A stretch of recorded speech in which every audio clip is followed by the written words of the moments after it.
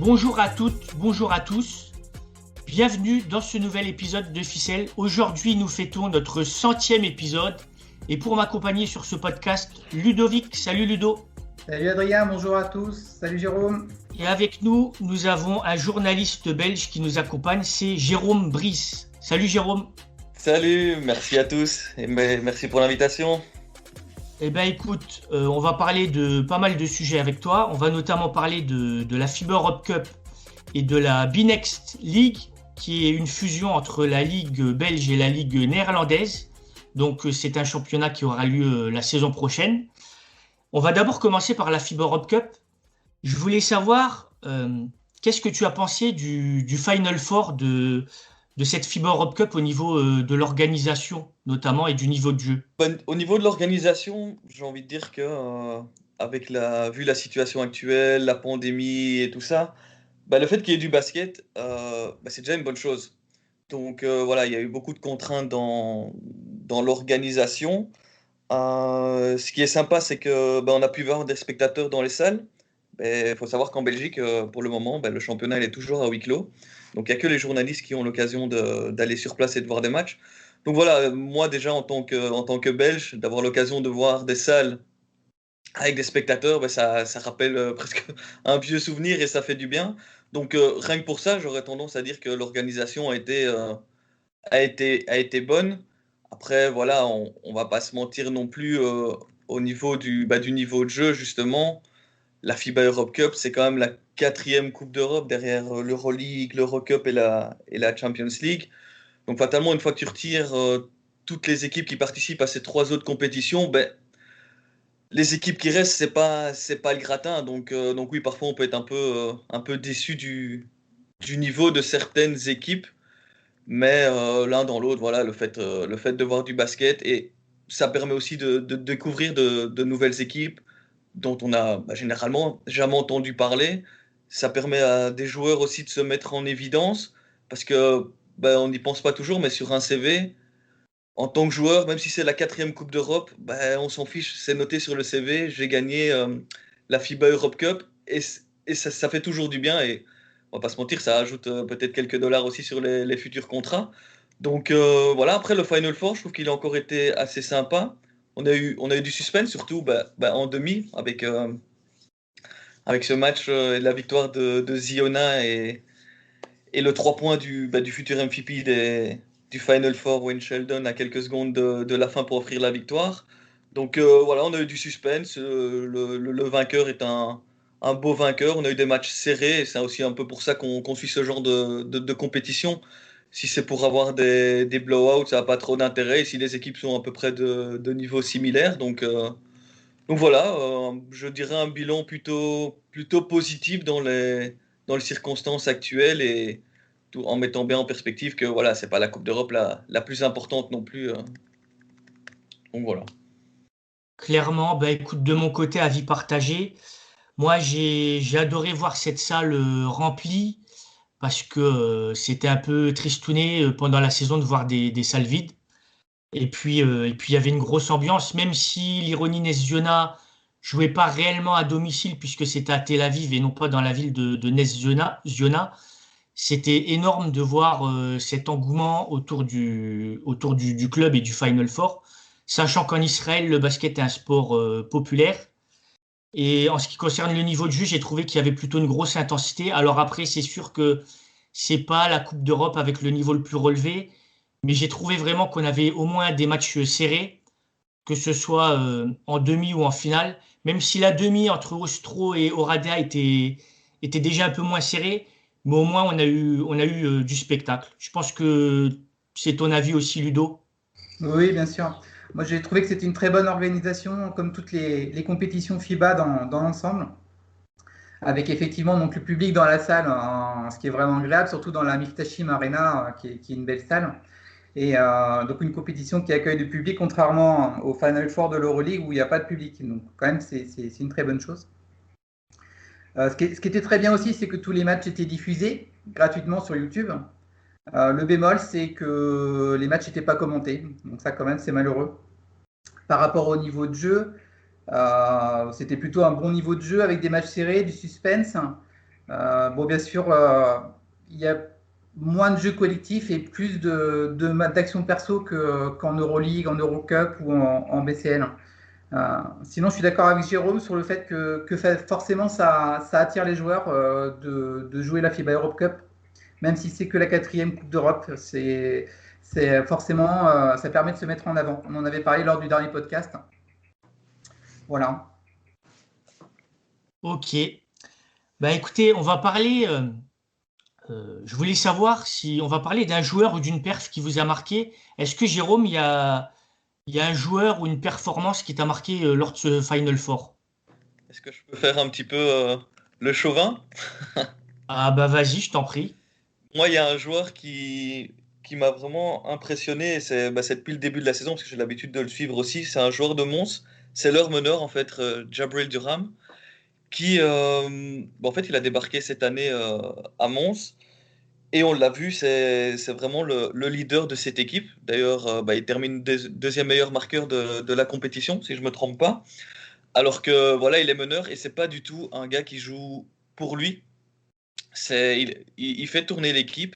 Il est là défensivement aussi, on l'a vu, il fait presque deux interceptions par match. En quart de finale, il en fait trois face aux Polonais de Slam. Donc voilà, après c'est un joueur qui fait jouer son équipe. Il a plus de 6 passes décisives de moyenne. Il est deuxième meilleur passeur, je pense aussi, de la compétition. Donc voilà, moi j'ai eu l'occasion de le voir plusieurs fois à l'œuvre en Belgique et c'est vraiment un joueur très complet. D'ailleurs, je pense pas qu'il va faire de vieux os à Mons dans l'avenir, mais c'est vraiment un joueur que j'ai découvert et qui m'a vraiment plu. Donc voilà, je fais un petit peu le chauvin entre guillemets parce que voilà, il est pas belge, il est américain, mais il joue en Belgique et c'est vraiment quelqu'un, je pense, qui vaut la peine d'être suivi dans le futur parce qu'il pourrait intéresser de quelques équipes d'un plus haut niveau à l'avenir, je pense. Ludo? Ouais, moi j'adore Jabril Durham, c'est vraiment un joueur que j'aime beaucoup. Alors c'est le meilleur passeur de la FIBA Europe Cup et effectivement deuxième meilleur marqueur. Et il fait un super duo, je trouve, avec Skylar Spencer. Est-ce que tu as suivi le parcours de Monseno, du coup, Jérôme? Oui, oui, J'imagine que oui. j'ai un peu suivi tout ça, effectivement. Euh, Ce que j'ai trouvé étonnant aussi, mais ça peut-être qu'on en parlera aussi pour l'avenir de la compétition, c'est que en fait au premier tour, dans les poules, Mons s'est qualifié en terminant troisième avec une victoire et deux défaites. Donc je trouvais ça un petit peu triste ou laborieux de dire allez, on se qualifie pour la phase finale de la compétition en n'ayant gagné qu'un match sur trois. Après, voilà, tant mieux pour eux, ils ont eu la chance avec l'average. Après ils ont fait des bons matchs, même quand ils perdent juste avant le Final Four. Ils font un bon match. Je me souviens plus très bien comment ça s'est passé, mais je pense qu'ils craquent sur. Non, ils reviennent très fort sur la fin du match. Après, voilà, l'équipe manquait un petit peu de profondeur. En Belgique, ça ne se ressent pas trop parce que voilà, il y a pas beaucoup d'équipes qui sont capables de rivaliser avec Mons ou Ostende pour ne citer que. Mais en Coupe d'Europe, c'est vrai que la profondeur du banc, quand tu tournes à 8 joueurs, en fin de compétition, ça devient un peu compliqué quand de l'autre côté, tu as 10 joueurs qui sont capables de mettre la même intensité pendant 40 minutes. Et je pense que c'est ça qui a un petit peu peut-être coûté une éventuelle qualification au Final Four pour Mons. Ouais, ils ont perdu en quart de finale contre Stalostro. Est-ce que le parcours de Mons a été suivi en Belgique? Par les journalistes, oui. Par les fans de Mons, oui. Après, voilà, le basket a perdu de sa superbe en Belgique ces derniers temps. Donc voilà, ça a été suivi, oui, mais certainement pas autant que ça aurait dû ou pu l'être, surtout vu les prestations qu'ils ont fait. Et le fait qu'il y ait non plus, il y ait aucune chaîne de télévision belge qui retransmet ces matchs, voilà, ça ne prêche pas pour leur paroisse. Donc voilà, je sais que Mons a été suivi sur les réseaux sociaux. Il y a souvent pas mal de réactions suite à leur match, mais je pense qu'ils auraient mérité un peu plus de visibilité, même si ce n'est, comme on l'a dit, que la 4e Coupe d'Europe. Avoir un club belge qui performe sur la scène européenne, Malheureusement, c'est assez rare, donc je pense que ça mérite un peu plus d'attention.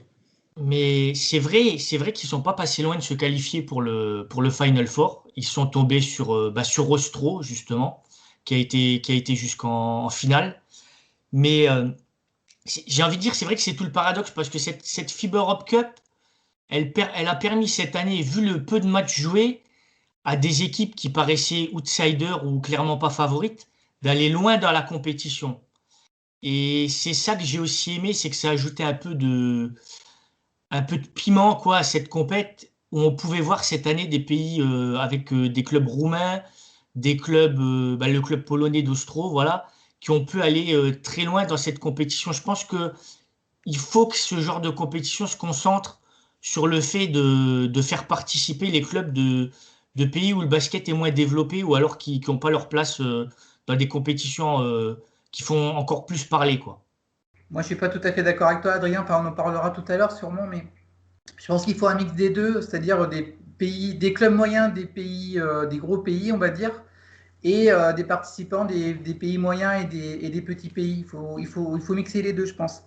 Je suis d'accord, mais je dirais que l'édition de cette année, on va en reparler tout à l'heure, mais ça a permis à ces clubs de pays comme la Roumanie, notamment avec Oradea, d'aller loin dans la compète parce qu'il y avait très peu de matchs et à part une ou deux grosses équipes qui se sont quand même fait sortir, hein, comme l'Iraklis Thessalonique, comme il y avait Beşiktaş qui a carrément été sorti dès la saison régulière.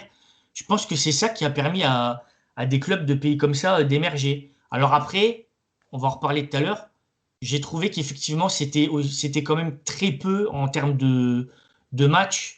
Et c'est malheureusement ce qui fait que la compète a du mal à faire parler, quoi. À être mise en valeur, en tout cas.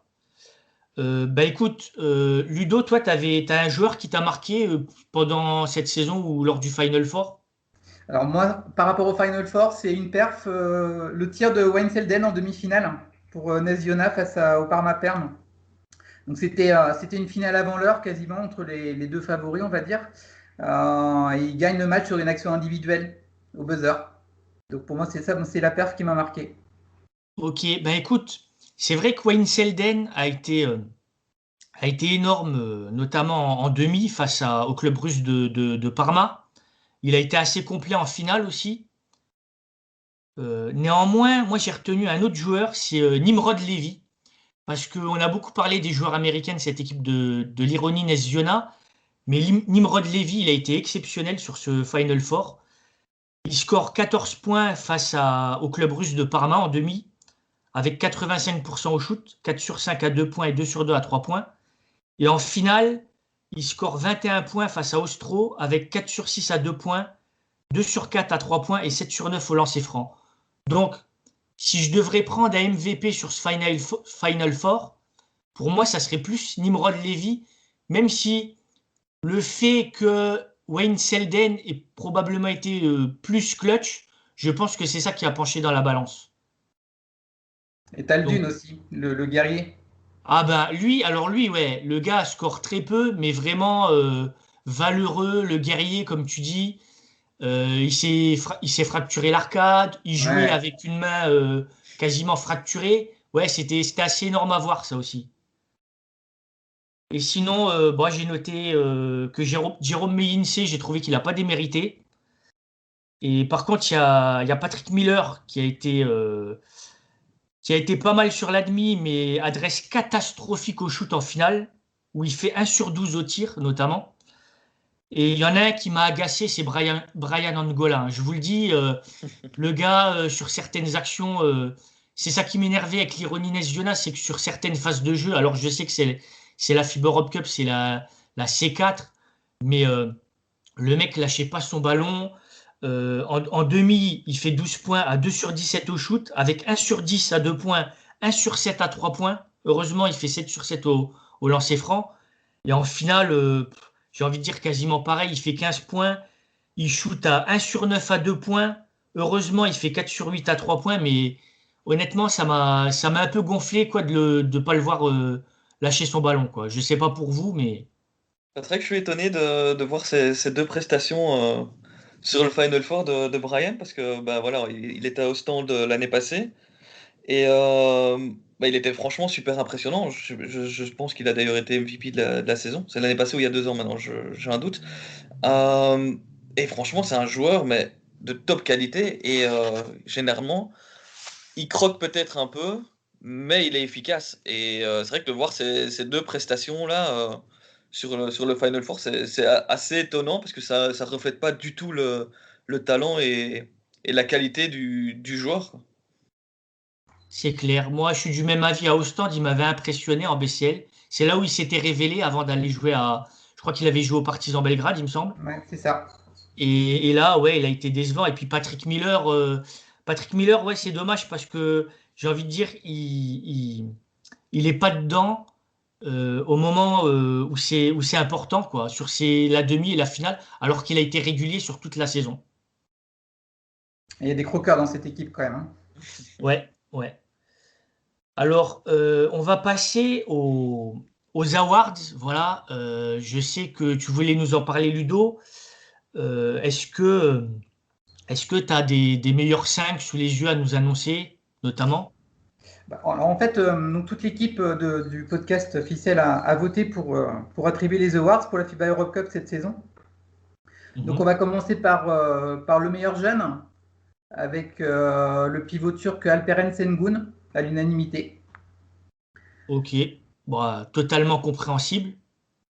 Le seul bémol, c'est qu'il n'a pas beaucoup joué de matchs, puisque Besiktas a été éliminé d'entrée. Mais bon, alors, il y avait pas vraiment concurrence, donc il n'y a pas Ouais, photo. tout à fait d'accord avec ça. C'est d'ailleurs dommage qu'on ne l'ait vu que 3 matchs, parce que quand tu vois qu'à 18 ans, en Coupe d'Europe, il tourne à 23 points et 7 rebonds de moyenne, sans oublier 2 contre, c'est quand même dommage de ne pas l'avoir vu un peu plus loin dans la compétition avec peut-être de plus grosses oppositions. Maintenant, bah voilà, la prochaine fois qu'on le verra, ce sera peut-être en NBA l'année prochaine, hein, qui sait. Bah, meilleur joueur de la Basketball Super League, là, le championnat turc, à 18 ans, c'est quand même assez énorme. Voilà. Après, quand Besiktas a été éliminé, ils étaient au fond du trou. Ils ont nettement mieux fini la saison. Donc, si ça avait été joué dans d'autres circonstances, ils seraient certainement passés. Mais bon. Adrien, Ensuite, alors ben moi j'avais choisi Alperen Sengun, voilà, comme beaucoup de membres de l'équipe de Ficelle. C'est pas une surprise, voilà, gros prospect. Et ben, c'est la NBA qui l'attend maintenant. c'est ça. Alors ensuite, on a le meilleur défenseur, donc qui a été attribué à Vassilis Kavadas de l'Iraklis Salonique, devant Marek Smegeris du Parma Perm et Brian Angola de Nesiona Égalité. Ok, bah, j'ai envie de dire, ça peut se comprendre, mais moi, ça va faire plaisir à Jérôme. Ah. J'ai été impressionné par Skylar Spencer, hein. Vraiment monstrueux, quoi. Il a fait notamment 2 doubles-doubles, dont un avec 6 contres face à l'Iraklis Thessalonique. Et il y a notamment un match où il a fait 17 points, 9 rebonds face à l'Egis Cormend, le club hongrois. Et il est passé à un rebond du double-double. Donc vraiment, sur la saison, statistiquement parlant, au niveau des perfs défensives, c'est vraiment le joueur qui m'a marqué, moi. Bah, je ne peux qu'être d'accord avec toi, c'est lui que j'avais aussi noté. Bah, il est franchement super impressionnant, ce gars. Il a un physique de déménageur. Voilà, en défense, c'est une force de dissuasion assez incroyable. Comme bah, tu parlais de ses 6 contres.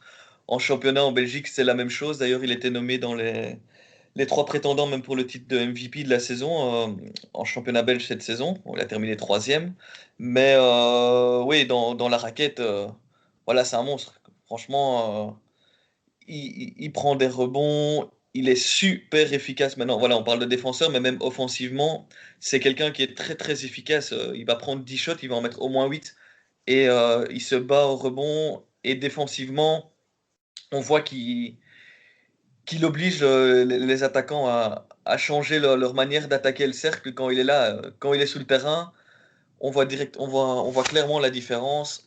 Tandis que quand il est sur le banc, les autres équipes ont vraiment beaucoup plus tendance à attaquer l'anneau, à pénétrer dans la raquette. Une fois qu'il est là, on voit que c'est plus une pénétration, mais avec en tête de ressortir la balle. Donc, ouais, Skylar Spencer, j'ai aussi été très impressionné par lui et une belle découverte.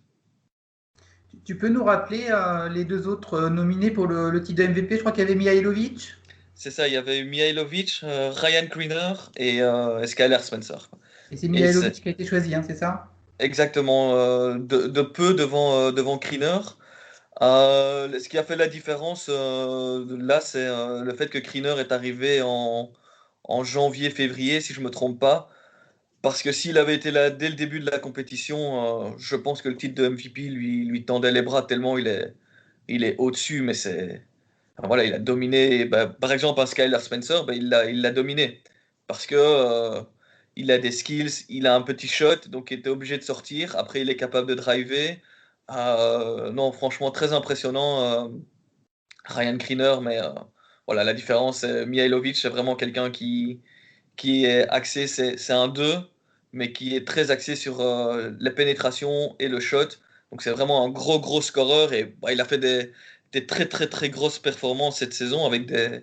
Je pense qu'il a fait 2 ou 3 évals à plus de 40 sur la fin du match.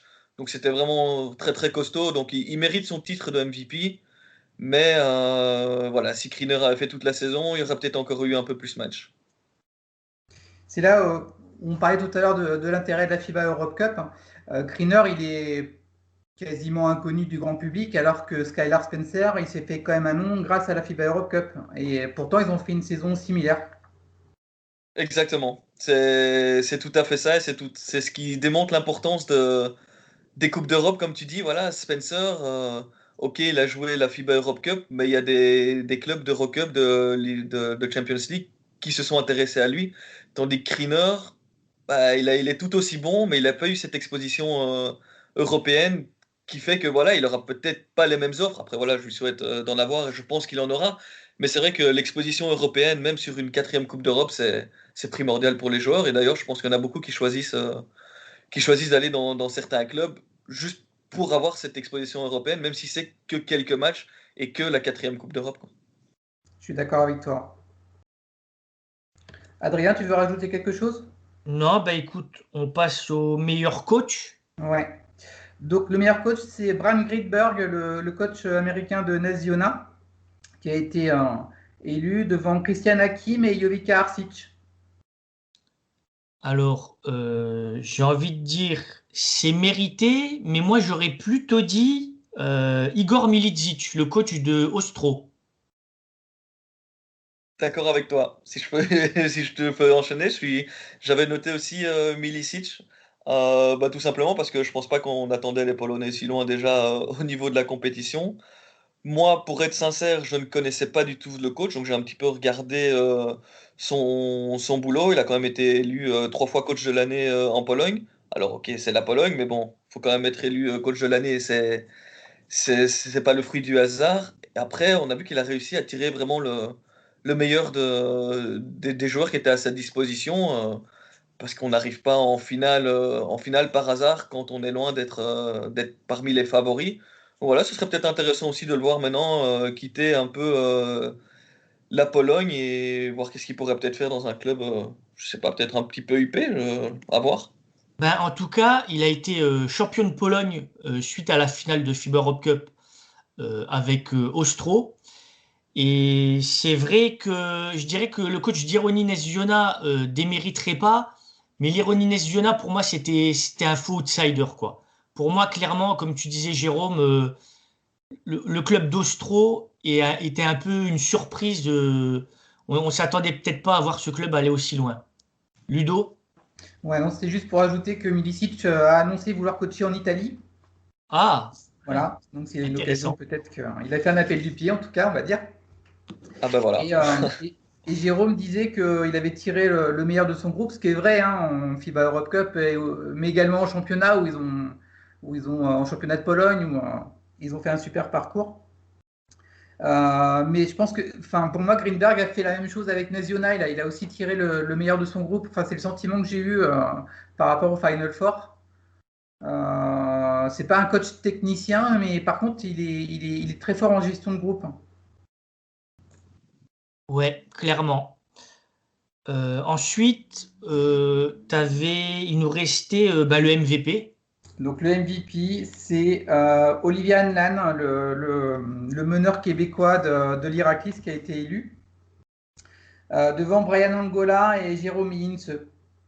Et on a donc le meilleur 5 qui va avec, donc composé de Patrick Miller, Olivier Anlan, Brian Angola, Skylar Spencer et Jérôme Hintze. J'ai envie de dire que c'est mérité, même si on peut regretter que l'Iraklis Thessalonique soit tombé sur l'Ironie Nez-Iona, malheureusement pour eux. Mais moi, j'aurais dit vraiment sur l'ensemble de la saison et par rapport au fait qu'il soit régulier sur ses perfs, donc c'est-à-dire il n'a pas forcément sorti un match à 20 ou 30 points, mais il a été régulier durant toute la saison. Moi, j'aurais dit Patrick Miller, justement. Jérôme? Ouais, moi j'hésitais avec les deux, mais j'étais aussi parti sur Hanlan parce que j'ai l'impression qu'il a quand même été, quand on regarde un petit peu ses performances, il a été régulier vraiment sur tout au long de la compétition. Voilà, il termine meilleur marqueur, c'est toujours bien. C'est un gros scoreur, il a un gros volume de shots, mais finalement, quand on regarde ses pourcentages, il tourne quand même à 63% sur la saison, enfin sur la compétition plutôt à 2 points, alors qu'il shot près de 10 fois par match, ce qui est quand même pas mal. Il est fiable au lancer franc, il termine avec 19 sur 22. Donc voilà, un vrai scoreur. Si maintenant il pouvait ajouter quelques petites passes décisives, et il a prouvé qu'il était capable de le faire face à Anwil en 16e, il fait quand même 7 passes. Donc il est capable de le faire, il faudrait que ce soit peut-être un petit peu plus régulier, et là il pourrait encore franchir un cap, quoi. Ouais. Bon, pour info, Djabril Dural n'a eu aucun vote, hein, je suis désolé. Ah, dommage. Bah, en Belgique non plus, il a pas été élu dans le 5 de la saison, mais bon voilà, c'est quand même un solide joueur, je vous confirme. Et du coup, au poste de meneur, qui c'est qui a été élu en Belgique? En Belgique, bah, Mihailovic, ils ont mis. D'accord, ok. Alors, on va passer maintenant on va parler de l'avenir de la FIBA Europe Cup. Je voulais savoir, pour toi, Jérôme, est-ce que cette compétition, à court terme, elle est menacée d'existence? Parce qu'il y a pas mal de critiques qui disent que, étant donné le fait qu'elle est peu mise en valeur, que elle n'est pas mise en avant en termes marketing, en termes de com, aussi bien que la Basketball Champions League. Je voulais savoir qu'est-ce que tu en pensais. Est-ce que tu penses que cette compète va continuer d'exister encore longtemps? Alors c'est sûr il y a tout un travail à faire de visibilité, et ça je pense que voilà, c'est une nouvelle Coupe d'Europe. Faut peut-être prendre un petit peu un peu de temps que tout ça se mette en place. Euh, Après, j'espère sincèrement qu'elle va continuer. On va pas se mentir, ça fait pas rêver, mais comme on l'expliquait avant, ça permet quand même à certains clubs de se mettre en évidence, à certains joueurs d'être un peu médiatisés. Et on découvre certaines choses. Après, voilà, le niveau, on l'a tous remarqué, il est à des années-lumière d'une Euroleague ou même de la Champions League. Mais voilà, je pense qu'on est dans une période où au plus il y a du basket, enfin moi c'est un peu le principe sur lequel je pars, au plus il y a du basket, au mieux c'est. Il faut qu'on en voit, et ok, elle n'est pas fort médiatisée, on n'en parle pas beaucoup, mais je pense que si elle peut s'installer un peu dans la durée, ben, on va finir par en parler. D'ailleurs, ben, c'est ce que nous on est en train de faire. Voilà, je pense qu'il y a quelques années, ça n'aurait pas été le cas. Voilà, ça permet à comme je disais, à des joueurs de se mettre en évidence. Voilà, oui, moi j'espère sincèrement que ça continue avec peut-être un petit peu revoir la formule, revoir les invitations, comme vous expliquiez au début, avoir quand même quelques peut-être figures de proue de grands championnats. Alors voilà, si c'est une équipe espagnole, ce sera pas, on va monter presque jusqu'au top 8, top 10 espagnol. Mais le fait d'avoir quand même un club espagnol, un club italien, peut-être les clubs français, tout ça, ça peut quand même un peu attirer. Et c'est peut-être ça qui va faire en sorte que la FIBA Europe Cup, elle va s'installer dans la durée. Je pense qu'à terme, elle n'arrivera jamais à rattraper ses grandes sœurs, si je puis dire. Mais voilà, je pense qu'au plus on parle de basket, au mieux c'est. Et ça permettra à beaucoup plus de joueurs de se mettre en évidence, qui est aussi important tant pour le basket que pour eux. Je dirais que, j'en parlais déjà un peu tout à l'heure, L'intérêt de cette compète, pour moi, c'est de donner leur chance à des clubs de pays comme la Roumanie, la Hongrie. Et j'ai le sentiment, si tu veux, que il peut y avoir quelquefois un club italien, un club allemand, voire des fois des clubs français qui ont accepté de jouer la compète à l'époque. Mais c'est difficile de les motiver à jouer contre des clubs de pays que je viens de citer. Voilà, convaincre un club italien ou français de jouer contre un club de Hongrie ou de Roumanie, c'est difficile parce qu'ils se plaignent souvent que les frais de déplacement coûtent cher, qu'ils ont souvent un peu un complexe de supériorité en se disant qu'ils vont aller facilement taper ces équipes-là. Alors c'est vrai que sur plusieurs matchs, ça serait probablement le cas. Là, la saison était un peu plus courte. Il y avait très peu de matchs, donc c'est ce qui fait qu'on peut avoir des surprises. Mais je pense que clairement, il faut revoir tout ce qui se fait au niveau de la com, tout ce qui se fait au niveau du marketing. Parce que quand je vois la Basketball Champions League, au début, eux aussi, c'était un peu compliqué. Et au final, ils y sont parvenus. Au final, ils arrivent à plaire avec une communication sur les réseaux sociaux assez originale. Donc, je pense que la FIBA Europe Cup, c'est ça son vrai problème. C'est c'est de plaire aux gens parce que ben, le contenu sur les réseaux sociaux est pas exceptionnel, quoi, notamment. Ludo? Oui, par rapport à ce que tu disais, moi je pense que pour la façon dont est perçue la FIBA Europe Cup par le grand public, c'est important qu'il y ait quand même des noms. On a vu cette année, rappelle-toi Adrien, quand sont sortis les groupes, on a vu qu'il y avait Besiktas, Reggio Emilia, c'est important quand même. C'est important de voir qu'il y a des clubs, des noms qui veulent dire quelque chose au grand public. Si tu avais que Oradea, Stalostro, Dnipro, est-ce que tu penses que les gens s'y intéresseraient? C'est pas sûr. Donc je pense que c'est important qu'il y ait des noms des grands pays. Et comme je le disais tout à l'heure, c'est important qu'il y ait un mix. On est d'accord. On est d'accord, mais à ce moment-là, est-ce que ce serait pas mieux d'aller grossir les rangs de la Basketball Champions League? C'est pas la même chose pour moi. Même Moi, si, je pense il faudrait l'obligation d'un représentant au moins par pays. Donc au moins un représentant espagnol, un représentant italien, un représentant français. Je pense que la FIBA devrait l'imposer. Mais après, ouvrir plus aux clubs de tous les pays. même si, moi, la question que je me pose, c'est est-ce que la suppression probable, c'est pas encore sûr, mais l'Euroleague a parlé de supprimer l'Eurocup dans les années à venir, donc ils vont uniquement se concentrer sur la C1. Est-ce que ça pourrait pas permettre à la FIBA Europe Cup de monter en gamme? Mais après, moi, tu vois, ce qui me plaisait dans la compétition, c'était le fait que tu pouvais même avoir des fois des clubs de pays, genre, il y avait une année, il y avait un club norvégien qui jouait des qualifs, tu vois. Si tu peux permettre à des pays comme l'Autriche, comme bah voilà, la Roumanie, ça a progressé quand même. Si tu peux permettre à des pays comme ça de jouer ce genre de compète et ensuite de confirmer à l'échelon supérieur, moi je me dis que ça peut servir un peu d'antichambre, quoi. En tout cas, c'est mon opinion. Je suis d'accord. Après, Moi, j'avoue que c'est drôle aussi de découvrir, voilà, comme tu disais, des clubs roumains dont on n'a jamais entendu parler. C'est aussi drôle même, même à suivre et on s'intéresse un petit peu au pays, voilà, on découvre plein de choses. Donc voilà, oui, c'est un intérêt. Et comme tu expliquais, effectivement, si l'Eurocup est amené à disparaître dans un futur plus ou moins proche, bah, c'est sûr que ce sera tout profit pour la FIBA. Là, ça, y a pas photo. Mais non, ouais, ce serait bien qu'elle continue. Et c'est vrai que c'est toujours drôle de découvrir certains clubs, certains pays. Moi, je me souviens que, je sais plus si c'était en FIBA, mais Mons avait dû se taper Krasnoyarsk. Et ils nous avaient expliqué le déplacement pour aller jusque là-bas, au fin fond de la Russie. Voilà, c'était une expédition. C'est vrai, comme tu dis, que bah, ça coûte cher. Voilà, au niveau belge, jouer la Coupe d'Europe, même s'il faut se taper des déplacements pas possibles, c'est toujours intéressant. Après, je peux comprendre aussi l'autre pendant avec quand tu as un club français, voilà, tu as quand même un peu plus d'ambition. Même chose pour les autres grands championnats. Je peux comprendre leur réticence.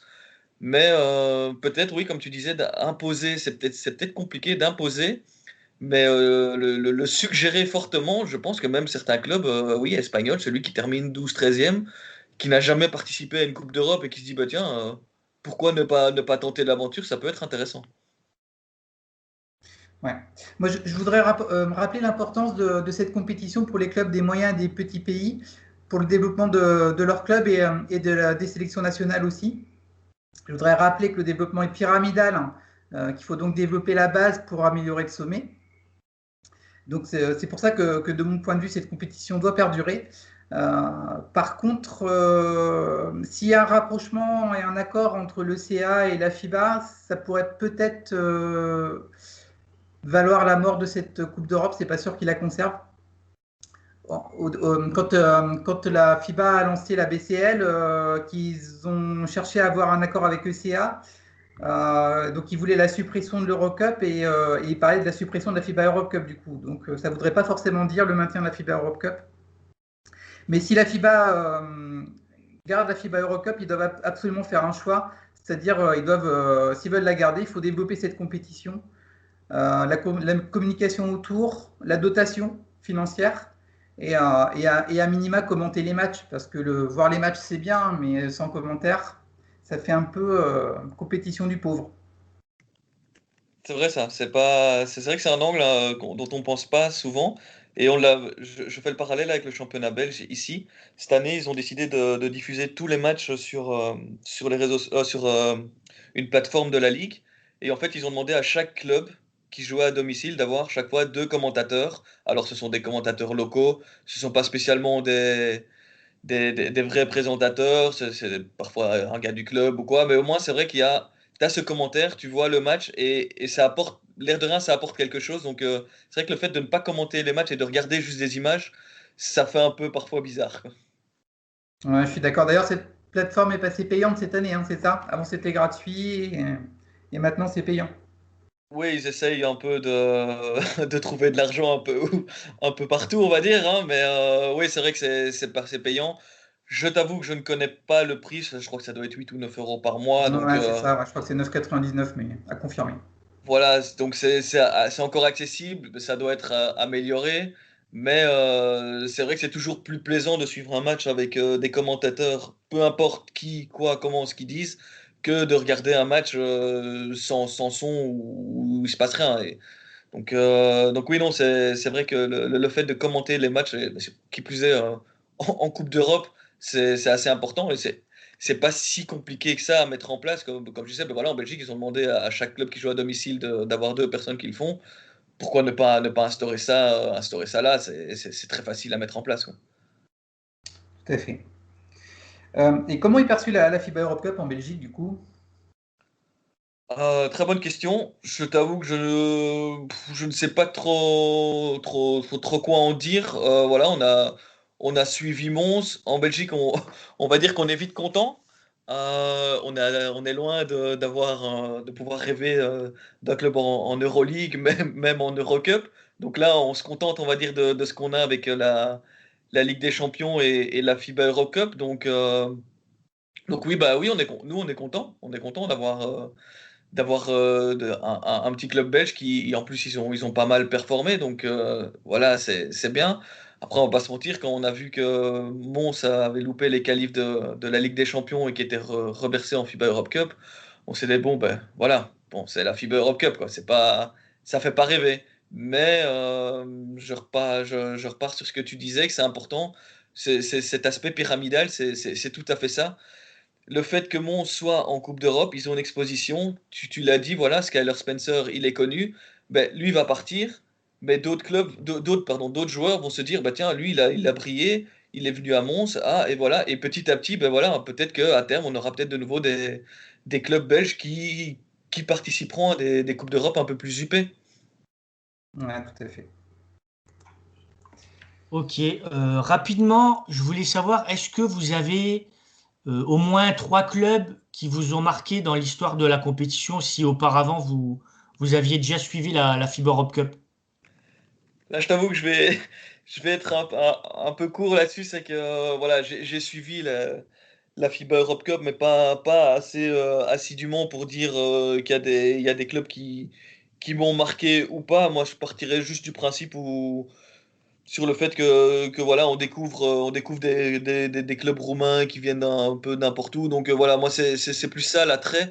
Mais de là à aller pointer un club ou quoi qui m'a marqué, non, parce que je me suis surtout concentré sur les clubs belges et il n'y a jamais eu rien de très sexy ou d'exceptionnel à signaler, tant quand Ostende y a participé que quand Mons y a participé. Ok. Et toi, Ludo? Il y a des Moi, clubs j'ai qui t'ont noté marqué? cinq clubs qui m'ont marqué. Vas-y. Le premier, c'est l'Asvel en 2015-2016, et notre représentant français en Euroleague qui a participé à la FIBA Europe Cup. Je pense il fallait le noter quand même. Ah, D'ailleurs, fallait ils s'en avaient, souvenir, ouais. voilà, déjà, et le noter. Et d'ailleurs, ils avaient été éliminés en huitième de finale par Antwerp. Ah ouais. Voilà. Ça dirait, Ah bah ça écoute, dirait quelque chose à ça Jérôme. m'était complètement sorti, donc ah bah, on peut dire qu'un club belge a battu l'Asvel, magnifique. Exactement. Ensuite, le deuxième club, bah, c'est le premier vainqueur de la FIBA Europe Cup en 2015-2016, le club allemand de Francfort, avec Quantez Robertson, qui a été le premier MVP et qui est toujours à Francfort actuellement, 6 ans après. Je crois d'ailleurs que ce sera sa 12e saison au club. Le troisième, c'est Nanterre, premier vainqueur français de la FIBA Europe Cup en 2016-2017, avec une finale 100% française contre Chalon. Le quatrième, c'est le Donar Groningen, le club hollandais, demi-finaliste en 2017-2018, avec notamment Evan Brunsma, l'intérieur de Zambatelli cette année. Et enfin, les Bakken-Beers, le club danois qui participe actuellement à la BCL, qui a été 2 fois demi-finaliste en 2017-2018 et 2019-2020. Année où ça a été arrêté à ce niveau-là. Donc voilà, les 5 clubs qui m'ont marqué. Ok, bah écoute, moi les Beer, je les avais notés également. Voilà, un club qui s'est révélé dans ce genre de compétition, qui a surpris cette année en Basketball Champions League. J'ai également noté un club qui avait participé à des qualifs en 2018-2019. C'est le club norvégien des Kongsberg Miners, voilà. Et c'est vrai que la Norvège, c'est pas tellement connu pour le basket, mais voir que là, ils ont joué des qualifs. Et en plus, ils avaient joué contre un club, le club ukrainien de Cherkassky. Et apparemment, ils n'avaient pas été si ridicules parce qu'ils ont perdu 83-63 et 101-90. Donc, tu vois, c'est que ça doit pas être si ridicule que ça, le niveau de certaines équipes en Norvège. Et pourtant, on dit que c'est clairement pas basket. Ensuite, j'ai noté l'Inter Bratislava, qui est un club historique en Slovaquie, qui s'appelait anciennement l'Inter Slovnaft et qui avait joué des Coupes d'Europe de différents niveaux dans les années 70-80. Ils ont été 4 fois champions de Tchécoslovaquie notamment et 5 fois champions de Slovaquie. Et sinon, j'ai noté un autre club, alors ça c'est un club mythique, j'ai envie de dire, parce que c'était vraiment un club qui avait pas mal fait parler à la création de la compète, c'est Hibernia Basketball. Alors ça, c'était un club irlandais. Alors quand on sait que l'Irlande, c'est clairement pas basket, c'est énorme de se dire qu'ils ont un club dans cette compétition. Et en fait, l'année-là, les gars se sont dit, on a une idée, on va essayer de fonder un club par nous-mêmes avec les moyens du bord. On va demander à la Fédé irlandaise de nous aider, et même s'ils n'ont pas des moyens financiers énormes, et ils y sont parvenus. Donc voilà, c'était quelque part un peu un hommage à ce club Hibernia Basketball, un club irlandais à jouer la FIBA Europe Cup. Ludo? Ouais, si je peux réagir sur ce que tu disais par rapport à la Norvège, Ouais. qui est quand même une énigme pour moi, puisque c'est quand même un grand pays. Et je crois que sur toutes les fédérations classées, il doit y en avoir une cinquantaine à peu près. Ils sont vraiment parmi les derniers. Donc j'avoue que c'est une énigme pour moi ce pays. Mais j'en profite pour revenir à la question sur la FIBA Europe Cup, sur le format de l'année prochaine. Je n'avais pas répondu à cette question et le fait que tu parles de la Norvège me permet d'y répondre. Parce que moi, je pense il faut que tous les pays participent. Donc justement, tu parlais de la Norvège et du représentant norvégien. Et c'est important, je pense, que tous les clubs de tous les pays participent et qu'il y ait au moins le champion de chaque pays qui soit représenté dans une Coupe d'Europe, quelle qu'elle soit. En foot, chaque fédération est obligée d'aligner des clubs dans chaque Coupe d'Europe. Donc je ne comprends pas pourquoi en basket, ça ne pourrait pas être le cas. Je Voilà. partage globalement ton avis. Oui, je suis d'accord avec vous aussi. La seule différence qu'il y a, bon, on va pas comparer le basket avec le foot, mais pour en avoir discuté avec pas mal de dirigeants en Belgique, le problème c'est que ça coûte de l'argent en fait pour participer aux Coupes d'Europe. Un club comme Mons ne va pas gagner un cent. Par contre, ça va leur coûter de l'argent. Après, ça apporte de la visibilité, ça, on est tous d'accord. Mais c'est aussi pour ça, à l'époque, il y a quelques années, Alost, qui est entre guillemets un petit club en Belgique, bien que voilà, ils ont terminé quatrième de la phase classique cette année. Ils avaient refusé de participer à la Coupe d'Europe parce que ça leur coûtait beaucoup trop cher. Donc ça explique peut-être aussi le pourquoi du refus de certaines équipes, de certains pays de ne pas participer aux Coupes d'Europe. D'où le fait de rajouter de la dotation budgétaire pour la FIBA Europe Cup. C'est sûr que c'est vital, en effet. Ouais. Ok, on va parler avec toi, Jérôme, du basket en Belgique. Je voulais savoir, voilà, qu'est-ce que tu pourrais nous dire sur la situation actuelle du basket en Belgique? Ça, c'est un grand débat, la situation du basket pour le moment en Belgique. Pour donner juste un exemple, il y a 10 ans, Charleroi jouait l'Euroleague et battait le Real Madrid. Aujourd'hui, ben, voilà, tu le vois que on a un représentant en Champions League, non, deux représentants en Champions League et en FIBA Europe Cup. Donc je pense que déjà, juste cet exemple-là donne un petit peu le niveau. Voilà, la tendance est vraiment à la baisse pour le moment au niveau de la compétition. Euh, le gros problème, à mes yeux, et encore c'est pas de leur faute, c'est l'ultra domination d'Ostende.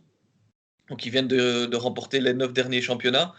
Alors voilà, eux, ils ont travaillé, avec leur coach Dario Gergia, qui est le coach de l'équipe nationale. Ça fait des années qu'il est là. Il travaille, il a peut-être été un précurseur, dans le sens où il a toujours voulu avoir les meilleurs jeunes, les meilleurs jeunes belges. Il les a fait travailler et tous les ans, il arrive à se réinventer. Alors voilà, derrière, les autres clubs n'arrivent pas à suivre la cadence. On le voit encore cette année où Ostende est clairement au-dessus du lot. Alors en championnat, ça s'est pas totalement concrétisé parce que finalement, ils ont terminé avec le même bilan que Mons. Mais ils sont positifs à l'average, donc ils terminent officiellement en premier de la phase classique.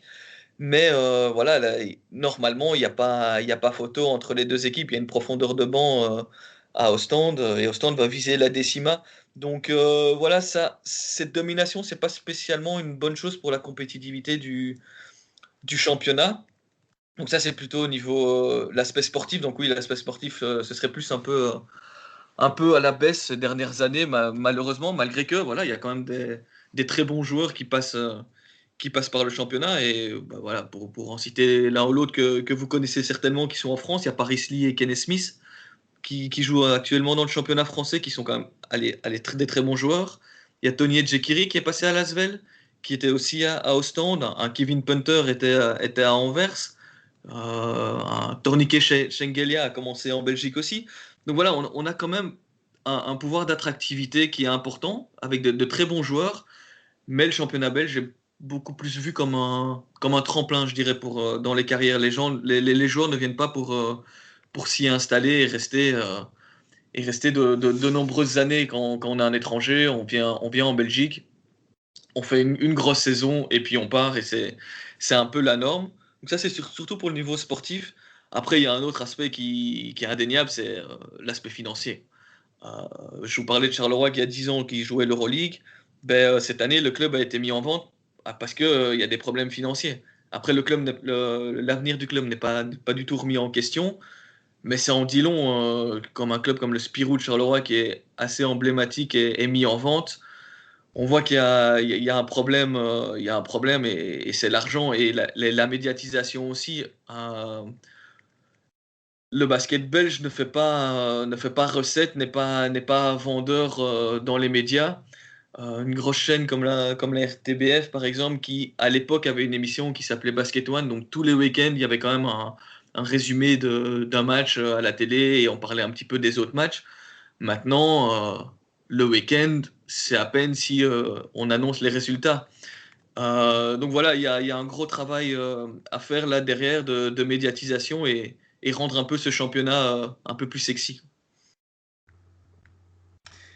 Donc, toi, tu es journaliste dans un journal qui s'appelle La Dernière Heure. C'est ça. Et dans les pages sport de La Dernière Heure, quelle est la place du basket? Je vous avoue que nous, dans tout ce qui est presse écrite, on est quand même bien lotis. Voilà, on essaye peut-être, pas pour le moment, on va dire quotidiennement, vu que c'est les playoffs, il y a des matchs tous les jours, donc on arrive quand même à avoir une voire deux pages tous les jours. Donc c'est beaucoup. Il y a d'autres quotidiens qui ne mettent parfois qu'une ligne sur le match du jour ou même le choc quand on a au stand Charleroi qui est un peu le classico du basket belge. Parfois, ça fait un petit papier de 1000 signes. Donc c'est un peu dommage. Mais voilà, comme je le disais, c'est pas ce qui fait vendre, c'est plus le foot, c'est le cyclisme avec Remco Evenepoel, c'est le tennis avec David Goffin. Et en basket, le problème c'est qu'on n'a pas cette figure de proue qui tire le basket, du moins pas du côté masculin, parce que voilà, du côté féminin, même on a une Emma Messman qui, je pense que tout le monde connaît maintenant. Elle a été championne WNBA, elle a été élue MVP de la finale. Je pense que on en a beaucoup parlé dans la presse écrite, un peu à la télé, il y a eu quelques reportages, mais je pense que, je vais dire, si elle avait été française, il y aurait eu les journaux, c'était 10, j'ai peut-être exagéré, ce serait 10 pages, ce serait un magazine, ce serait un reportage à la télé d'une demi-heure, d'une heure sur elle. En Belgique, il y a pas eu ça et c'est clair que ça manque, quoi. Donc, tu placerais le basket en quatrième position des sports au niveau exposition en Belgique? Je dirais en un le foot, ça c'est sûr. Après, il y a ouais, le cyclisme, le tennis, même la formule, même le sport moteur passe un peu devant le basket. Ouais, je dirais le basket serait 4 5e sport en Belgique. Ah, D'accord. non, excusez-moi, j'ai oublié le hockey aussi. Donc, oui, non, oui, le basket est bien 4 5e au mieux, quoi. D'accord. Ben, moi, je voulais réagir à ce que tu disais. Je dirais que votre championnat, comme tu le faisais remarquer, c'est surtout deux, trois grosses équipes. Ça fait un peu mal de voir que le Spirou de Charleroi est quelque peu en perte de vitesse. Néanmoins, si on regarde les résultats de la sélection nationale, ils se qualifient quand même à l'Eurobasket depuis quelques années, depuis 2011 maintenant, donc ils sont assez réguliers. La vraie question que je me pose et que je vais te poser, c'est par rapport après à la relève. Les seuls prospects dont j'ai entendu parler, moi, c'est Vrens Blegenberg, qui joue à Anvers, et Joël Eyombe, donc, qui joue en France. Voilà, il est passé par Limoges, Monaco. C'est un ancien de Montseno également. Et je voulais également te parler du basket féminin parce que ils ont toujours eu des bonnes joueuses, mais on a l'impression que ça commence seulement à émerger ces dernières années, quoi. Alors, peut-être pour commencer sur le basket féminin, effectivement, pour le moment, le basket féminin a clairement pris le dessus sur le basket masculin au niveau des équipes nationales. On le voit, ils sont encore qualifiés ici pour les JO, si je ne me trompe pas. Non, je dis des bêtises là. Je sais plus. Je vais vérifier, mais ou championnat du monde, je crois, ouais. Oui, voilà, c'est plus ça, pardon. Oui. Avec toutes les compétitions qu'il y a pour le moment, je vous avoue que je m'en mêle un petit peu, mais soit c'est pas ça le plus important. Mais c'est vrai que le basket féminin, là, pour le moment, est en train de grandir. On le voit même en championnat. Alors, on parle beaucoup des Castor Brand. D'ailleurs, ils ont été en finale de la Coupe d'Europe il y a quelques années, perdu contre Villeneuve. Mais le basket féminin a vraiment le vent derrière lui, et c'est surtout avec quand on a une figure comme Emma Messman qui tire tout ça et qui est super disponible, qui est là pour aider la jeune génération. Je pense aussi à Anne Waters qui malgré ses années, est toujours là en équipe nationale pour guider ces jeunes. Puis on a une Kim Mesdak, on a Julie Allemand maintenant qui est explosée et qui joue en WNBA et qui mérite sa place et et qui fait les beaux jours l'année prochaine de l'Asvel de nouveau. D'ailleurs, Tony Parker a dit que c'était la meilleure meneuse européenne, tout simplement. Donc voilà, donc là, oui, au niveau du basket féminin, la Belgique est vraiment bien. Et ce serait sympa que ça puisse se concrétiser voilà, dans une compétition européenne avec qui sait, une médaille. Voilà, ça pourrait être vraiment l'aboutissement d'une génération. Après, derrière, je ne sais pas si la génération... je ne suis pas assez poussé pour savoir si la génération qui pousse est aussi forte. Parce que je ne pense pas qu'on aura une deuxième Emma Messman dans les années qui viennent. Mais voilà, le basket féminin est vraiment bien pour le moment côté belge. Et alors, tu me parlais du côté masculin. Donc oui, fatalement, il y a Vrens Blayenberg là, qui, lui, il ambitionne clairement de jouer en NBA l'année prochaine. Voilà, il se présente à la draft. J'ai eu l'occasion de le rencontrer il n'y a pas longtemps.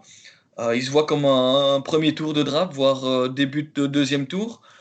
Euh, Personnellement, voilà, il a du potentiel, mais de là à le voir en NBA l'année prochaine, j'en doute. Je prends pour preuve ici ce jeudi, ils ont joué la demi-finale des playoffs à Mons. Il fait un horrible 0 sur 7 à 3 points, 1 sur 10 au tir. Il termine le match avec 3 points. J'espère pour lui qu'il n'y avait pas trop de scouts NBA dans la salle à ce moment-là, parce que ça va faire mal. Après, tu me parlais de Joel Ekamba, effectivement. Lui, par contre, en Belgique, il n'est pas spécialement connu. Il a pas vraiment couru sa chance en équipe nationale. Et sinon, dans les autres jeunes, je pourrais te citer aussi Toumani Camara, qui là était à Georgia en NCAA cette année, qui a fait une super saison. Là, il a été transféré, mais je t'avoue que je n'ai plus le nom de sa nouvelle unif en tête. Mais lui, c'est clairement un vrai prospect NBA, pas pour cette draft, mais pour la draft l'année prochaine. Je pense qu'il a le potentiel parce que c'est quelqu'un qui a un physique surtout. Et voilà, pour aller en NBA, il faut être formé. Et sinon, niveau jeune et très jeune joueur, il y a encore Andy Van Vliet qui joue en Lituanie à Siolei, qui réalise une super saison. C'est un pivot assez grand, je pense qu'il est du côté de 2,13 m, qui shot, qui a des bons skills, franchement intéressant. Pas pour la NBA bien évidemment, ça, voilà, faut pas exagérer. Et alors il y a un très très jeune joueur qui est AJ Mitchell qui joue à Limburg. Lui, je pense qu'il vient d'avoir 18 ans et qui a commencé à prendre du galon cette année dans cette équipe de Limburg. C'est un gaucher, donc déjà c'est un solide avantage quand on joue au basket. Je ne sais pas pourquoi, mais c'est vrai que les gauchers ont tendance à avoir cet avantage. Il est très très fort en pénétration. Voilà, maintenant, par contre, physiquement, il est très très fin. Donc voilà, ça c'est, je pense, les plus gros potentiels qu'on a dans les jeunes, dans le basket belge. Dans les très jeunes, je parle bien évidemment. Ok, Ludovic? Moi, j'ai une question spécifique sur le basket wallon. Sur les 10 clubs de l'Euro-Million Basketball League belge, il y a que 3 clubs wallons, donc Montséno, Charleroi et Liège. Charleroi a longtemps été le meilleur club wallon. Liège est un peu en perdition aussi. Et c'est Montséno qui a repris le flambeau. Tu peux nous parler de la situation du basket en Wallonie? Tu vas faire plaisir à un de mes collègues qui voit Mons repasser premier club ennuyé. Effectivement, Liège, le problème de Liège, c'est symptomatique du basket belge, c'est des problèmes financiers. Là, maintenant, voilà, l'équipe est composée que de jeunes joueurs, de jeunes Belges. Après, c'est bien parce que ça leur permet d'avoir de l'expérience. Certains n'auraient peut-être même jamais joué en D1. Il y en a qui ont su saisir cette chance et qui ont su se faire, entre guillemets, un nom et avoir un contrat. Peut-être qu'il n'aurait pas été possible il y a quelques années. Du côté de Charleroi, c'est le même principe en fait. Ils sont aussi partis sur ce qu'ils appellent la next gen, donc la future génération, aussi basée sur des jeunes, du belge. Alors voilà, il y a eu l'exemple ostendais avec qui ça fonctionne très bien, mais eux ils l'ont fait par envie, j'ai envie de dire. C'était l'intention du club de travailler avec les jeunes. À Charleroi, on dit que l'intention est de travailler avec les jeunes, oui, mais c'est plus une réalité due à la réalité financière du club, qui ne permet plus d'avoir des top joueurs, comme allez, à l'époque, on a eu un Damon Mallet qui était quand même un des meilleurs meneurs qui était là. Ça, ça manque clairement et on revient au même problème financier. Des problèmes financiers qui sont un peu moins présents du côté de Mons. Euh, le club a toujours. J'ai eu l'occasion de parler justement il n'y a pas longtemps avec le manager Thierry Wilquin qui m'expliquait que voilà, eux, ils n'ont jamais vécu au-dessus de leurs moyens, on va dire. S'ils voulaient payer un joueur, j'invente des chiffres, 3 000 € et qu'il en demandait 4 000, ben, ils ne savaient pas les donner, ils ne le faisaient pas. Et tant pis, le joueur venait pas, ok, on perd un joueur, on perd un gros potentiel, mais on reste un club sain. J'ai rencontré Justin Cage qui est au club depuis 12 ans. Et c'est la première chose qu'il m'a dit quand j'ai parlé un peu de l'évolution de Mons. Il m'a dit, on a affaire à des dirigeants qui ne promettent pas la lune. Quand ils disent quelque chose, ils le font. Et aujourd'hui, ben, Mons est en train de récolter justement le fruit de ce travail sain en interne qui lui permet bah, de devenir oui, le premier club wallon et de loin. Et vu la tournure des événements, ils sont partis pour le rester bah, pendant quelques années parce que Charleroi est en pleine reconstruction. Liège, c'est la même chose, tandis que Mons, ils vont perdre des joueurs. On sait qu'un Durham ne va pas rester, qu'un Spencer, ça va être compliqué de les garder. Mais ils ont eu cette exposition européenne et on en revient à ce qu'on parlait là tantôt.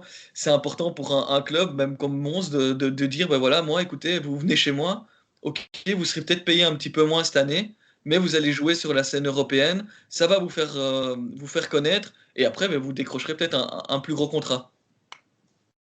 Ouais, tout à fait. Ouais. On peut dire, arrête-moi si je me trompe, mais on peut dire que le rapport de force entre basket wallon et basket flamand est déséquilibré, plutôt à l'avantage du basket flamand. Est-ce qu'il y a une rivalité entre les deux? Donc pour te répondre à ta première question, oui, le basket flamand est clairement au-dessus. D'ailleurs, ben, si on regarde les playoffs cette année, donc faut savoir, il y a 10 équipes en championnat. Les 8 premières sont qualifiées pour les playoffs. Les deux dernières, donc c'était le Brussels et Liège, donc deux clubs francophones. Le huitième, c'est Charleroi. Et le deuxième, c'est Mons. Donc c'est-à-dire que le 1, 3, 4, 5, 6, 7 sont des clubs néerlandophones. Donc oui, clairement, le basket flamand est au-dessus. Comment ça s'explique? Pour Anvers, ça s'explique niveau sponsor. Ils ont Telenet qui est là, qui amène de l'argent, qui leur permet d'avoir d'autres joueurs. Pour, euh, pour Ostende, ça s'explique par le travail de fond qui est réalisé depuis des années. Maintenant, Dario Gergel est là depuis 10 ans. Il a façonné ce club. Et donc, c'est un travail de longue haleine qui porte ses fruits. Un club comme Alost a été toujours très intelligent dans son recrutement. Ils ont su aller chercher des étrangers, notamment des Américains qui n'étaient pas connus, qui ont fait une saison, mais qui ont explosé, qui étaient au top. Limburg United, c'est un jeune club qui travaille aussi un peu sous la même filière. D'ailleurs, Hans Van Wijn vient de là aussi. Donc oui, le basket flamand est au-dessus pour le moment. Et à l'époque, on avait tendance à parler du classico du basket belge entre Ostende et Charleroi. C'était vraiment le moment attendu. Aujourd'hui, ce match n'a plus de classico que le nom, tant la différence de niveau entre les deux équipes enfin, elle est énorme. Ils jouent plus du tout dans la même catégorie. Et tout ça ne s'est fait qu'en quelques années. On ne parle pas de 20 ans. C'est vraiment sur les 5-6 dernières années où le fossé s'est creusé. Charleroi est très en difficulté, effectivement. Oui, voilà, mais maintenant ils sont dans leur projet jeune. Maintenant, il faut voir ce que ça peut donner. Moi, j'ai beaucoup suivi Charleroi cette année. On a vu quelques jeunes qui ont un potentiel, qui peuvent apporter quelque chose. Mais le club a vraiment besoin d'avoir un vrai 5 de base avec. Il n'y a rien à faire et tu es obligé d'avoir des joueurs étrangers qui amènent de l'expérience, qui amènent une autre philosophie de jeu aussi. Je pense que Charleroi, niveau jeune, ils sont vraiment bien formés, mais pour des joueurs du banc, mais pas encore pour être des joueurs impactants sur le terrain, même l'année prochaine. Alors, je voulais qu'on parle également, Jérôme, de la B-Next League. Donc, la B-Next League, c'est une fusion entre la Ligue belge et la Ligue néerlandaise de basket. Est-ce que tu pourrais nous expliquer le principe? Est-ce que tu penses que c'est un vrai atout pour le basket, et en Belgique et aux Pays-Bas? Alors la B-Next League, donc, elle va commencer l'année prochaine. Effectivement, c'est entre guillemets une fusion des deux compétitions avec les 10 clubs belges et les 12 clubs hollandais. Euh, Est-ce que c'est une bonne chose? Je pense que surtout il fallait du changement dans le championnat belge. Les équipes et même les supporters, les joueurs, je pense qu'ils en ont marre de jouer 6, 7, 8 fois la même équipe sur la saison. Ça devient rébarbatif, c'est toujours les mêmes joueurs qu'on voit, c'est toujours les mêmes confrontations. Voilà, il fallait un changement. Alors voilà, ce rapprochement avec les Pays-Bas, on en parle déjà depuis plusieurs années, ça fait bien 3 4 ans qu'on en discute. Euh, il devient effectif l'année prochaine. Alors oui, dans un sens, on va voir, c'est une bonne chose. On va attendre, on va voir à l'autopsie pour juger de la réussite ou pas. Mais il fallait un changement dans le championnat. Alors est-ce que c'est celui-là qu'il fallait amener? Là, seul l'avenir nous le dira. On verra comment ça va se passer. Je vais même pas essayer de me plonger dans le système de la compétition parce il est incompréhensible et inexplicable, inexplicable comme ça. Mais il faut juste savoir qu'il y aura encore un champion national hollandais et un champion national belge.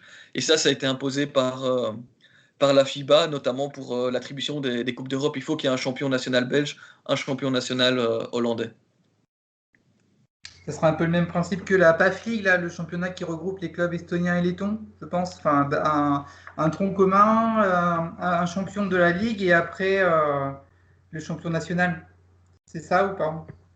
Je pense. Je t'avoue que je ne connais pas très bien le pape dont tu parles. Mais oui, de toute façon, dans un premier temps, les clubs belges vont jouer l'un contre l'autre.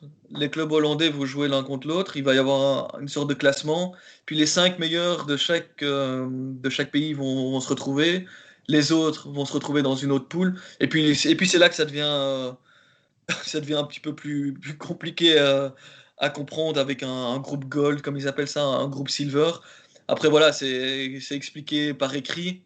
Peut-être que à l'utilisation, ça ira peut-être un peu mieux, quoi. Ça a l'air compliqué. Ça a l'air et ça l'est parce que même les dirigeants n'ont pas tout compris. Donc voilà, mais après, est-ce que ça va amener niveau compétitivité pardon, de la ligue? Euh, Est-ce que ça va le relever? Ça, je ne sais pas trop parce que sans vouloir dénigrer le championnat hollandais que je ne connais pas plus que ça, je sais juste que voilà, il y a trois équipes qui, je pense, sont capables de rivaliser avec les 10 équipes belges. Après, les 9 autres équipes, d'après ce que j'ai entendu, c'est moins fort que ce qu'il y a en Belgique actuellement. Donc voilà, ça va amener de la diversité, mais le niveau de la compétition, je ne sais pas s'il va être spécialement plus relevé grâce à ça. Ouais, effectivement, les trois clubs en question, je pense que tu fais référence à Leiden, Den Bosch et le Donner Groningen. Exactement. Et effectivement, ça, enfin, je ne sais pas ce que ça peut apporter en termes de niveau. Le championnat belge est considéré comme la 11e ligue européenne, derrière Israël et la Lituanie, et devant la Pologne. Est-ce que tu penses que le fait d'ajouter ces clubs hollandais, ça peut leur permettre de rattraper leur retard sur l'Israël et la Lituanie et de ne pas être dépassé par la Pologne qui est plutôt en plein développement? Je pense pas que ça va permettre de rattraper une compétition comme Israël. Voilà, j'ai un peu suivi justement l'Apoel Holon avec Maxime Dezeux cette année. Je pense que si Holon joue en championnat belge, ben, voilà, il y a pas photo. Euh, Voilà, je pense pas que ça va permettre de remonter dans un classement. C'est surtout voilà, au niveau de l'attractivité peut-être du championnat, le fait d'offrir aux spectateurs et aux joueurs autre chose. Donc j'espère que dans un premier temps, ça pourrait peut-être aussi rattirer un petit peu les gens dans les salles. Bon, une fois que tout ce qui est crise sanitaire sera derrière nous, voilà, je parle quand on sera de retour à la normale. J'espère que ça pourra permettre aussi aux gens de se dire, bah tiens, je vais venir redécouvrir quelque chose que je ne connais pas. Parce que, on va pas se mentir, les salles belges, pour le moment, c'est triste. Voilà, le Dôme à Charleroi qui peut accueillir jusqu'à 6000 personnes. Même un classique contre Ostende ne remplit pas la salle. Et s'il y a 2000 personnes, c'est beaucoup, c'est énorme. Donc voilà, ça c'est un peu triste et voilà, j'espère que ça, si ça peut déjà amener ça et une meilleure image, ce sera déjà positif pour l'attractivité et pour les supporters. Et après, voilà, peut-être que ça va permettre de grandir. Mais si dans un premier temps, ça peut permettre aux spectateurs de revenir dans les salles, de revenir voir du basket, de redécouvrir quelque chose, ben, le pari sera déjà gagné quelque part. Tu parlais des salles. Donc le Spirou Dome de Charleroi qui fait 6200 places, c'est la plus grande salle de Belgique. Et le club de la capitale, Bruxelles, il joue dans une salle de 1200 places. Au niveau des infrastructures en Belgique, on peut dire que la situation n'est pas terrible. Est-ce que c'est une question d'ordre financier ou c'est un choix plus politique? Bah, tu parles justement du Brussels, effectivement. Bah, quand Serge Crèvecoeur était là, il s'est battu pendant des années avec la ville pour avoir une salle. Voilà, ça coûte, voilà, ça coûte cher, même pour avoir une salle pour le club de la capitale, comme tu dis. D'ailleurs, ça a souvent fait débat, comment un club qui représente la capitale de ton pays se retrouve dans une salle de 1200 personnes qui n'est pas du tout une salle spécifique basket, c'est une salle où, Une piscine. voilà, c'est la piscine de Nédar. C'est- Niveau parking, devant la salle, il y a 20 places. Et après, il n'y a pas d'autre parking. Ils doivent réquisitionner une école dans la rue d'à côté pour garer les gens. On va dire, entre guillemets, heureusement qu'il y a pas 5000 personnes qui savent venir, parce que c'est pas possible. Donc oui, mais c'est vrai que c'est un problème récurrent dans le basket belge. Oui, investir dans les infrastructures, c'est compliqué, ça coûte cher et en Belgique, ça prend beaucoup de temps. D'accord. Et ben, comme on disait, voilà, Serge, je pense que ça l'a aussi un peu pesé. Ouais, j'ai eu l'occasion de parler avec lui quand il est arrivé à Pau et tout ça. Il m'expliquait, voilà, c'est une autre dimension. On se retrouve dans un club avec des vraies infrastructures, un vrai environnement propice au développement du basket que lui a tenté d'amener au Brussels et il l'a fait parce que voilà, si le Brussels est remonté en D1 et si on a un club de la capitale en D1, c'est grâce à lui, faut pas s'en cacher. Il s'est battu pour avoir cette salle et aujourd'hui, ben, elle est toujours pas là et je pense qu'elle n'est pas prête d'arriver. Cette année, le nouveau management du club au Brussels a joué au Palais 12 donc qui est une salle de spectacle à Bruxelles, mais dans une configuration aussi très restreinte, on avait plus l'impression d'arriver dans un hangar avec un terrain de basket au milieu et des tribunes autour totalement vides. Donc voilà, l'ambition était sympa, mais la concrétisation n'était pas au top. Pourtant, on le voit en finale de Coupe de Belgique il y a 2 ou 3 ans, quand Mons était là, ils l'ont fait à Forêt Nationale. La Forêt Nationale était comble. Il y avait une ambiance de dingue. Franchement, tu avais le public ostendais et le public montois qui se répondaient. Enfin, c'était vraiment top. Il y avait une super ambiance. Donc, je pense que il y a moyen de faire quelque chose, mais comment ça, je sais pas. Mais il faut le développer. Il y a un potentiel. Ouais, toi, tu penses qu'il y a un potentiel à développer. Ma question suivante, moi, c'est par rapport à la télé. Euh, Quelle est la situation des contrats télé? J'ai vu qu'il y avait 3 diffuseurs pour le championnat, dont un francophone. Est-ce que tu connais le montant des contrats télé? Et quelle visibilité ça apporte? Non, pour être sincère, tout ce qui est montant, je ne connais pas, mais alors pas du tout. Euh, mais niveau visibilité, j'en parlais là tantôt, elle est très pauvre. Ici, on a la chance, il y a notamment un diffuseur néerlandophone, Sportza, qui diffuse les demi-finales des playoffs. Mais on doit attendre les demi-finales des playoffs pour voir du basket en direct à la télé. Sinon, c'est un match par week-end, parfois.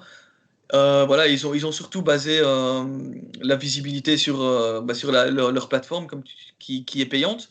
Donc, je ne connais pas le rendement. Je ne sais pas s'il y a beaucoup de personnes qui vont voir les matchs. Et honnêtement, je pense pas qu'il y ait beaucoup de personnes qui se connectent sur la plateforme pour aller voir ces matchs. Et je pense que tu as raison, il y a un travail à faire là-dessus, clairement. Si on veut redonner, je sais pas, aller jusqu'à dire ces lettres de noblesse au basket belge, ça passera inévitablement par des diffusions à la télé et en direct et pas un résumé de 2 minutes 30 où on voit 3 paniers et l'interview du coach en fin de match.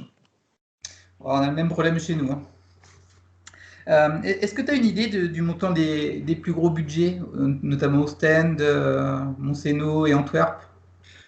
Non, malheureusement, niveau chiffres, je suis pas du tout bien informé, mais j'ai des collègues qui sont mieux informés que moi là-dessus, mais non, D'accord. là, par contre, je sais pas. Je sais juste que le plus gros budget, c'est Anvers, ça c'est sûr. Après, derrière, non, je t'avoue que là, je ne sais pas du tout. Et par rapport au système de compétition en Belgique, parce qu'en fait, donc le championnat, il y a pas de deuxième division, c'est une ligue fermée. Il n'y a pas de montée, pas de descente. Donc, comment ça se passe pour les autres clubs, ceux qui font pas partie de cette ligue? Il y a des championnats quand même? Oui, oui, tu as un championnat, ce qu'on appelle TDM1, donc il y a une D2, une D3, puis on descend au niveau régional, etc. Donc oui, donc la division 1, c'est une ligue fermée et c'est essentiellement financièrement. Il y a quelques années, quand le Brussels est monté en D1, je pense qu'ils ont terminé le championnat 7e ou 8e. Ils sont montés parce qu'ils avaient les reins pour le faire financièrement. Et, c'est comme ça que cette ligue est fermée. Je pense qu'à terme, avant cette B-Next League, l'ambition de la Fédé était d'arriver à attirer 11-12 équipes, en avoir deux de plus. Mais voilà, c'est le nerf de la guerre, ce n'est que financier, quoi. D'accord. Et tu peux nous parler du système des licences? Oula, non, sorry, sorry, non, je sais pas du tout comment ça marche. Enfin oui, je sais que c'est un peu comme partout. Je pense il y a des licences de différents formats qui te permettent de participer à des coupes d'Europe. Je pense que certains clubs de D1 n'ont pas la licence pour participer à une coupe d'Europe s'ils en avaient l'occasion. Donc voilà, mais sinon, non, je sais pas très bien comment ça se passe à ce niveau-là. D'accord. Désolé. Bon, et ma dernière question, enfin, donc elle part d'un constat, ce constat, c'est que les Belges et les jeunes jouent beaucoup en championnat. Est-ce que tu penses que ça vient d'un manque de compétitivité ou est-ce que c'est un vrai choix de la part des clubs, un vrai choix de développement? Ah bah là, on en revient un peu à la même chose. En fait, tu as les deux. Donc tu as le côté, je reviens toujours avec les mêmes, hein, avec Ostende, où là c'est un vrai choix de faire jouer les jeunes. Et ça date pas de cette année qui est une année de crise sanitaire, une année difficile financièrement. Ça date depuis une petite décennie. Voilà, ils ont formé des gars que vous connaissez certainement, comme Quentin Seron, Jean Saloumou, c'est des gars qui ont été formés là, Pierre-Antoine Gillet, Sam Van Rossum. Euh, donc voilà, Ostende a toujours voulu avoir les meilleurs jeunes. Ils se sont donné les moyens de les avoir et de les former. Et alors, à contrario, on a des clubs qui aujourd'hui, financièrement, sont obligés de faire jouer des jeunes. Ah, je pense à Charleroi, Ouais, qui Liège. lui fait jouer fatalement là tous des jeunes. Après voilà, eux ils vont expliquer que maintenant c'est un choix qu'ils ont fait, mais c'est un choix qui a, entre guillemets, été dicté par la réalité économique du club. Après, au niveau de la compétitivité du championnat, ben, je pense que, je ne vais pas dire que ça va le tirer vers le bas, mais ça ne va pas l'élever. C'est sûr que d'avoir un jeune de 18 ans qui n'aurait jamais peut-être eu la chance de jouer en D1 en temps normal, joue, fatalement, ça n'élève pas le niveau. Mais pour eux, par contre, voilà, c'est une occasion en or de se montrer.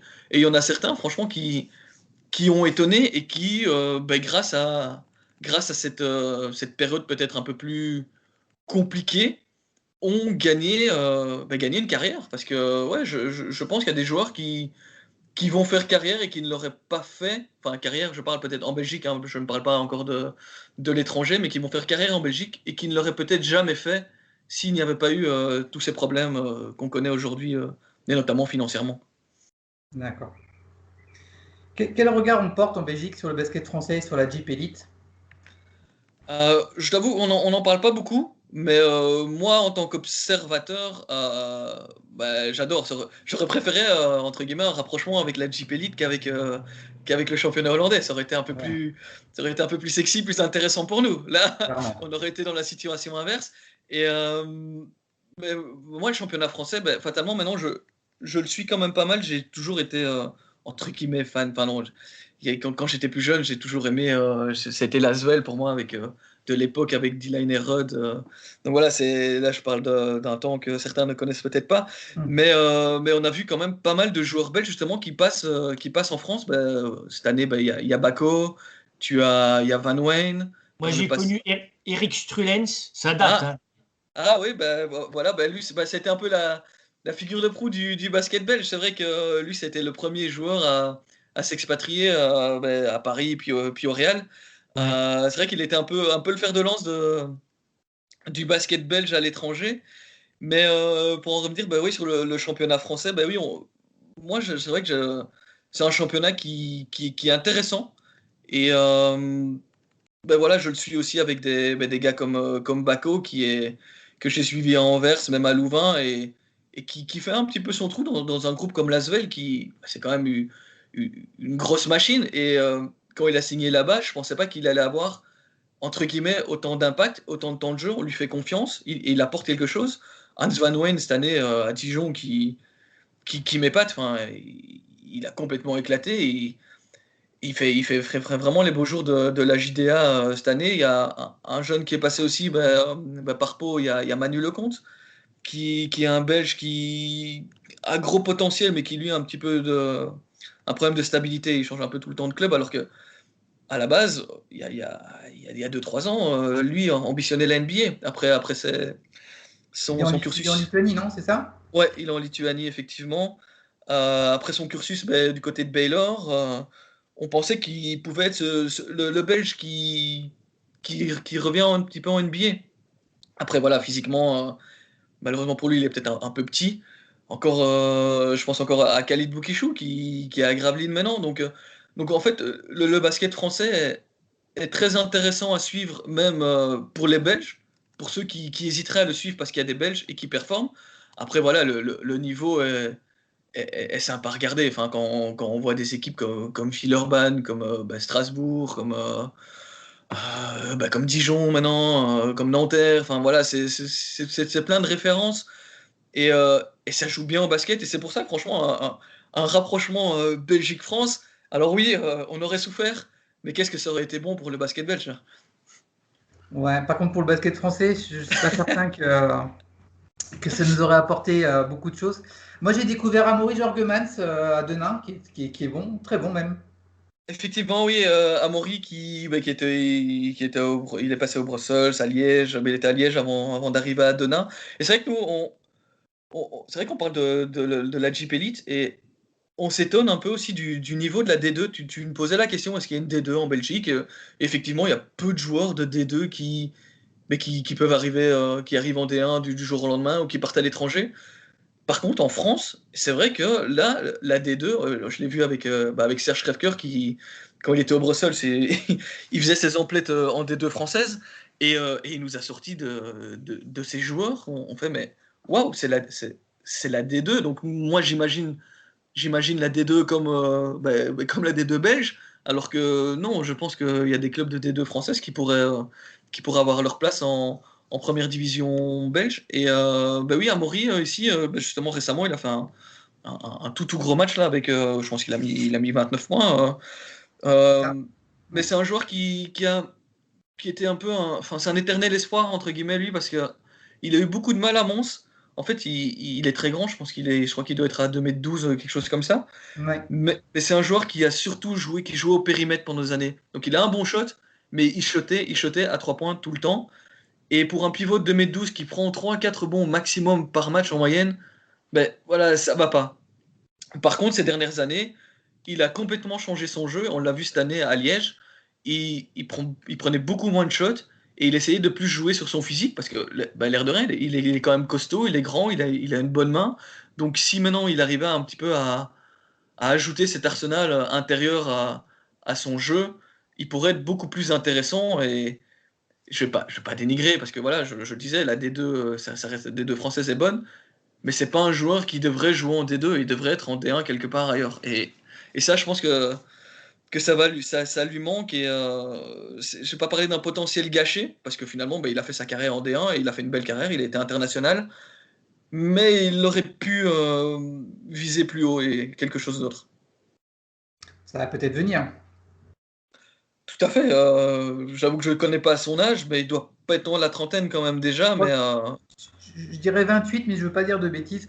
Après, pour revenir à ce que tu disais, en fait, notre Pro B est considérée comme la meilleure deuxième division d'Europe. bah voilà. Donc, voilà. Et ensuite, je pense qu'effectivement, tous les clubs de Pro B, sauf peut-être Poitiers qui gagne pas un match, mais bon, battraient Liège sans problème. Oui, mais voilà, mais on en revient, ça en dit long aussi sur le niveau de la compétition belge, et d'où l'intérêt d'essayer de booster un petit peu tout ça, de retrouver quelque chose. Voilà, ça va être avec le championnat hollandais. Est-ce que c'est une bonne chose? Voilà, on verra à l'autopsie, mais il fallait quelque chose, il fallait bouger, en espérant que ce soit la bonne chose qui était à faire. On verra, mais il fallait faire quelque chose parce que j'en parlais encore avec l'un ou l'autre joueur. Voilà, jouer 8 fois contre la même équipe, voilà, c'est plus possible. Je pense que pour tout le monde, c'est embêtant de voir chaque fois les mêmes matchs toutes les semaines. Voilà, donc il fallait faire quelque chose. J'espère que ça va permettre à la Ligue de se développer, et ça pourrait être aussi, peut-être bon pour l'équipe nationale belge, parce que on n'en a pas, j'ai pas eu encore l'occasion vraiment d'en parler, vu que j'ai parlé des Cats, de l'équipe féminine, mais cette équipe nationale belge mérite un peu plus d'exposition aussi.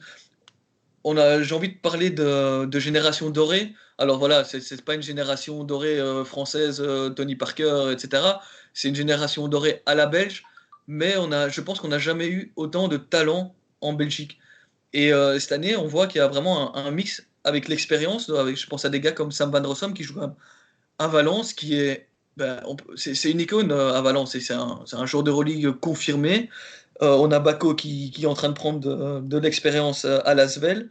Je parlais, on a Maxime Dezeu qui est à la Poel Olonne, qui a réalisé une saison incroyable. Je citerai encore Jonathan Tabou, qui a fait la plupart de sa carrière en Espagne, notamment à Manresa cette année, mais voilà, il a arrêté son contrat ici.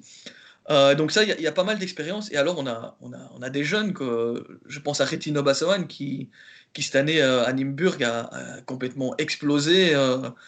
D'ailleurs, c'était un peu la figure de cette équipe de Nimburg en BCL.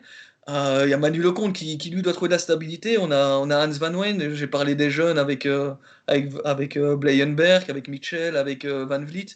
On a encore des Belges qui jouent aussi en championnat belge avec Pierre-Antoine Gillet. On a des Quentin Seron, des Jean Saloumou. Par contre, les deux derniers ne jouent plus en Belgique.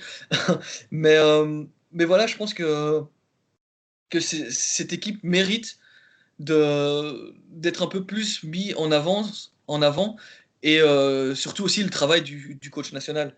Parce que depuis que Dario Gergia est arrivé à la tête de l'équipe, ça fait 2-3 ans, je pense, et il a apporté cette mentalité de gagnant, en fait.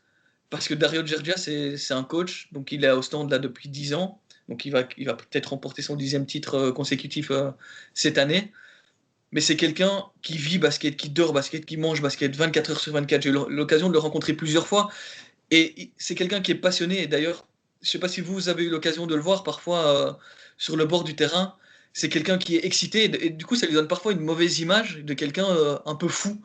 Mais c'est un mordu de basket. C'est un gars qui a apporté cette mentalité de gagnant. On a envie de gagner avec lui. J'en ai parlé avec Quentin Seron.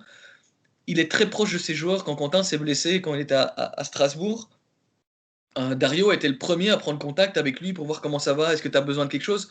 Alors que voilà, il n'était pas encore coach de l'équipe nationale. Quentin était juste un ancien joueur et il sait très bien qu'il allait parvenir au stand. Donc voilà, il est très proche de ses joueurs et il a inculqué cette envie de gagner, cette fin de victoire qui je pense, manquait au basket belge avant. Donc, Il est croate, hein, c'est ça? c'est ça, oui, il est croate. Et voilà, donc je pense que cette génération coachée par ce coach, ce technicien, ce mordu de basket, peut faire des bonnes choses. Et tu l'expliquais là tantôt, c'est vrai que l'équipe nationale est de nouveau qualifiée pour l'Euro.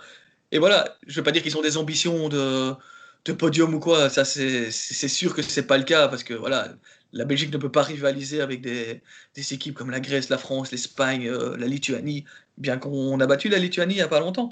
Mais voilà, il y a moyen de faire quelque chose de sympa, et tout ça on en revient, tu en parlais pour la FIBA Europe Cup, cette pyramide, cet effet pyramidal, ben là on a trouvé la base de cette pyramide qui est Dario Gergia, qui travaille super bien et qui arrive à tirer le potentiel de tous ces joueurs qui passent entre ses mains, quoi.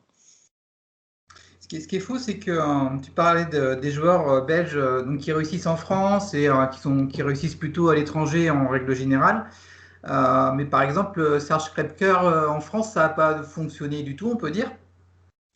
Et le sélectionneur national en Belgique qui est croate. Donc la situation des coachs belges n'est pas terrible. On a un peu le même problème en France, hein. Nos coachs ne s'expatrient pas. Alors que l'Italie a des coachs et des dirigeants qui s'exportent très bien, tu vois. Les Grecs, Ouais, Les Grecs aussi, ouais. les Israéliens. effectivement. Ben, on a eu récemment justement un coach belge pardon, qui s'est expatrié, c'est Roel Moers, qui est parti à Bamberg Ah quand, oui. Hmm. quand en fait donc Antwerp a participé à organiser le Final Four de la BCL il y a 3 ans, si je ne me trompe pas. Et là, ben, ils ont rencontré Bamberg. Et là, il est parti à Bamberg avec le directeur technique d'Anvers de l'époque, qui est parti là-bas aussi. Et c'est vrai que la greffe n'a pas prise. Maintenant, Roel, il est à Göttingen. Ça matche pas très bien. Il y a un autre exemple avec Daniel Goethals, qui est à Antibes maintenant. Lui, ben, il a pas mal réussi en Suisse. Mais voilà, ça reste la Suisse. Après, pas dénigrer le basket suisse, c'est pas ça, mais On c'est pas peut. non plus. Il y a mieux. C'est vrai que le basket belge, on a Jean-Marc Jomain qui est aux Pays-Bas, à Den Bosch, je pense. Et après, bah oui, il y a le cas Serge Krefker qui. Bah, c'est étonnant parce que, en fait, au-delà d'être un coach, c'est surtout un meneur d'hommes. Et c'est vrai que je suis étonné qu'il n'ait pas réussi à mener cette équipe. Après, voilà, est-ce que Pau était peut-être pas trop grand pour lui? Parce que bah, Pau, c'est quand même. C'est pas n'importe quoi. C'est un club emblématique et passer du Brussels à Pau, c'est le grand écart. Donc voilà, la situation des coachs belges à l'étranger n'est pas très reluisante. Par contre, en Belgique, ils commencent à prendre un peu de galon.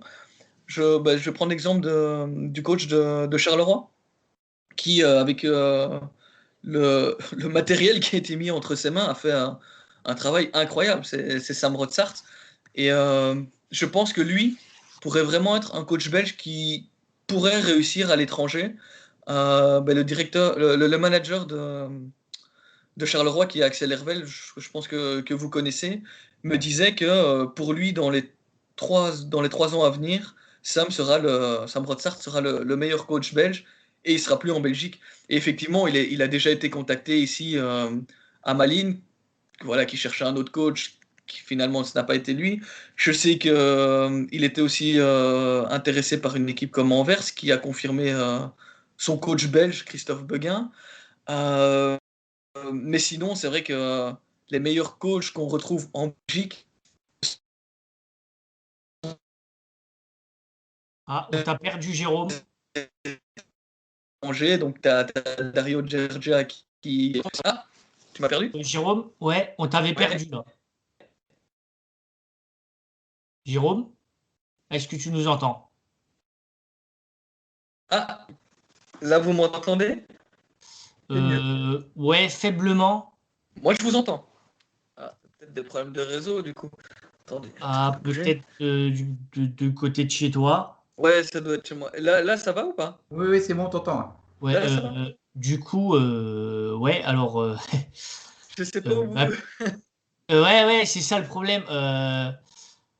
Il s'en était arrêté où, Ludo? Sur les coachs belges, il avait fini sur les coachs belges à l'étranger et en Belgique. Ok. D'accord. Donc oui, donc les coachs belges en Belgique, c'est pas trop mal. Donc voilà, je parlais d'exemple de Sam Rotsart qui a fait un travail de fou avec le matériel qui a été mis entre ses mains à Charleroi. Après, c'est vrai que les meilleurs coachs en Belgique, ben, y a rien à faire, ce sont des coachs étrangers et ben, on le voit au stand avec Gergia qui gagne tout depuis des années. Et ici, depuis 2 ans, on a Vedran Bosnic qui est à Mons et qui est franchement un coach qui va pas rester longtemps en Belgique parce qu'il fait un travail incroyable. C'est un passionné de basket. Bon, ici, il a paraphé un contrat pour 3 ans avec Mons. Mais si Mons est aussi performant pour le moment, c'est grâce à lui. Et c'est vrai que ça se répète, c'est souvent des coachs étrangers qui marchent. Alors pourquoi? Je ne sais pas. C'est peut-être cette philosophie, cette nouvelle mentalité qu'ils amènent, parce que voilà, Bosnic, c'est un Bosnien, mais je pense qu'il est coach de l'équipe nationale aussi. C'est une autre mentalité, c'est la mentalité de l'Est, c'est une mentalité peut-être plus dure aussi. Dario Gergia, il est croate. C'est aussi quelque chose de l'Est qui est. Voilà, c'est des académies de basket. C'est plus dur. Ils ont envie de gagner, ils ont peut-être plus de niaque, je sais pas, mais. En tout cas, c'est vrai que les équipes les plus performantes sont coachées par des coachs étrangers, mais ça n'enlève rien au talent des coachs belges. Voilà, donc je pense que voilà, Sam Rotsart est peut-être le futur coach intéressant, peut-être pour un. Je sais pas, peut-être si les coachs français cherchent dans quelques années un gars qui est capable de travailler aussi dans la formation, parce qu'on parle beaucoup de formation pour le moment, et Sam Rotsart, avant d'être à Charleroi depuis 2 ans, il s'occupait de l'équipe B d'Ostende, qui forme tous les jeunes qui arrivent après en équipe première à Ostende. Donc voilà, lui, il a vraiment il a de l'or entre ses mains et je pense que s'il ne se plante pas, il y a moyen qu'il fasse quelque chose de sympa et ça pourrait peut-être être le premier coach belge à vraiment réussir à un bon niveau à l'étranger. Ok. Bah écoute, je pense qu'on a été assez complet. Ludo, on arrive vers la fin du podcast. Ouais. Je voulais. Alors, Jérôme nous a dit avant d'enregistrer le podcast qu'il venait juste d'entendre parler de Ficelle Podcast. Je voulais savoir, toi, est-ce que bah, il y a des épisodes dans tout ce qu'on a fait qui t'ont marqué, que ce soit en tant qu'auditeur ou en tant que participant? Alors, moi, celui qui m'a marqué, donc c'est un auquel je ne participais pas, c'était celui avec Angelo Tsagarakis, le spécial Grèce, que j'avais trouvé vraiment passionnant. C'était une plongée dans le basket grec et c'était vraiment, ça m'avait passionné. Alors, c'est intéressant que tu en parles parce qu'on avait eu l'occasion d'en parler. C'est vrai que c'était à la fois un épisode spécial sur le basket grec et ça nous a permis en même temps d'avoir son expérience vécue de l'intérieur, où il nous parlait du basket grec à travers sa culture, à travers les relations entre les joueurs et les dirigeants. Donc ça, effectivement, c'était un podcast assez marquant, parce qu'on avait quelqu'un vraiment qui pouvait nous parler des choses vraiment vues de l'intérieur. Alors moi, bah, j'en ai noté quelques-uns. Il y a un podcast qui m'a marqué, c'était Kyakuba Diawara, voilà, qui a quand même fait carrière en NBA, beaucoup de gens le savent, qui est passé par l'Italie. Donc, c'était énorme de l'avoir sur un podcast. Là aussi, il a pu nous parler de ses expériences avec l'équipe de France, de ses expériences dans les différents clubs en Italie par lesquels il est passé, de son passage en NBA. Donc ça, c'était assez énorme. Et puis il y avait tous les autres, avec Alex de Trash Talk notamment, où là, j'avais adapté le format et je sais qu'il s'intéresse beaucoup plus à la NBA. Il suit un peu le basket européen et j'avais réussi à faire un podcast où vraiment on a une discussion de passionnés. Il y avait également le podcast que j'ai fait en dernier, voilà, avec Raffaele Ferraro de la Giornata Tipo, qui est un peu le trash talk italien, on va dire, même s'il traite aussi du basket italien, de l'Euroleague. Et ça, c'était assez énorme parce que là, on avait carrément une vision, euh, l'opinion de quelqu'un qui venait carrément de l'extérieur, qui vit quotidiennement dans un pays étranger, l'Italie, et ça me permettait d'avoir sa vision des choses, son point de vue par rapport au basket là-bas, par rapport au basket européen en général et même par rapport à la NBA, quoi. Et je sais pas si toi, tu en avais d'autres, Ludo, qui t'ont marqué. Ouais, donc il y en avait deux autres. Il y avait l'épisode qu'on avait fait sur le quiz, que j'avais trouvé très sympa. Ah, je l'ai noté. Énormissime, énormissime, parce Avec que, notre battle finale à tous les deux, c'était chouette. ouais, ouais, et puis au début, j'aurais jamais pensé qu'on puisse organiser ça. Je me suis dit, on va être trop nombreux, ça va être un brouhaha, pas possible. Et finalement, on y est parvenu, tu vois. Et c'est ça que je retiens aussi, c'est que chaque podcast a son histoire. Par exemple, euh, Par exemple, avec Raffaele Ferraro, tu vois, au début, je ne savais pas trop si j'allais parler en italien ou en français parce que je me suis dit, ça va être compliqué, il va falloir que je traduise tout le temps et tout. Et Nicolas Accardo, avec qui j'ai fait le podcast, qui est italien lui-même et qui a vécu pas mal de temps en France, me disait, écoute, il a le sommaire devant lui, il suffit juste que tu lui donnes le sommaire que tu as rédigé en italien, tu poses les questions en français, tu réponds en italien. J'ai un peu parlé quelquefois quelques phrases en italien. Et puis ça a été super, quoi. On a réussi à faire un podcast où on parlait un peu de tout, du championnat italien, du basket européen, de la NBA. Donc, tu vois, c'est ça que je retiens. Chaque podcast a un peu son histoire, quoi. Après, c'est vrai que c'est sympa d'avoir des personnes comme Angelo Tsagarakis, comme celui de Sassari avec qui tu avais fait le podcast sur la BCL. Ouais, C'était Nicolas, sympa voilà. aussi d'avoir Jérôme, par exemple, sur le basket belge. C'est vrai que Voilà, c'est ben, bien de pouvoir découvrir des baskets différents avec des gens qui sont dedans et qui te permettent de t'imprégner de ça, quoi. C'est vraiment intéressant. c'est clair. Et t'en avais un troisième? Ouais, le troisième, moi, c'est le principe que j'aime bien, c'est celui de la foire aux questions, où tu peux enfin, demander les questions sur Twitter et après tu les sélectionnes et c'est bien parce que c'est divers, le principe est intéressant, je trouve. Ouais, c'est assez interactif. Moi aussi, l'idée me plaisait. Alors après, j'en ai noté quelques autres. Il y avait le podcast avec Fred Weiss, qui était, je crois que c'était le premier podcast que je présentais. Donc, tu vois, j'avais un super guest et c'est moi qui devais présenter. Donc, j'avais un peu la pression et finalement, j'y suis parvenu, quoi. Il y avait le podcast sur l'histoire du basket avec Daniel Chamsor, qui est un historien de ce sport qu'on aime tous. Donc, Corentin et moi, qui sommes des vrais passionnés, on a pu dialoguer sur l'histoire qui a fait le basket à travers plus de 100 ans. Et puis, Ouais, il est il y a, il y a- il y a passionnant. le contenu qu'on propose dernièrement. Alors, j'ai juste quelques chiffres. Cette saison, on a fait avec celui qu'on vient de faire, qui est d'ailleurs mon 50e podcast. Alors, Bravo. tu vois, je précise, c'est la centième, mais c'est mon 50e, donc c'est assez énorme. On a fait 53 podcasts, avec notamment l'Hebdo Euroleague, qui est devenu, avec notamment la chronique de Romain, incontournable. La saison 2, il y avait eu 32 podcasts, et la saison 1, il n'y en avait eu que 15. Donc tu vois, on a vraiment progressé en termes de contenu, en termes de ce qu'on propose aux gens. C'est ça qui fait plaisir à voir, quoi. Avec les réseaux sociaux, on arrive à démocratiser le basket, quoi, à parler de notre passion entre nous et à avoir des invités exceptionnels comme Jérôme aujourd'hui. Merci, je n'irai pas jusque-là, mais rien que de vous écouter, et j'avoue que vous m'avez déjà juste là convaincu d'aller réécouter vos anciens podcasts.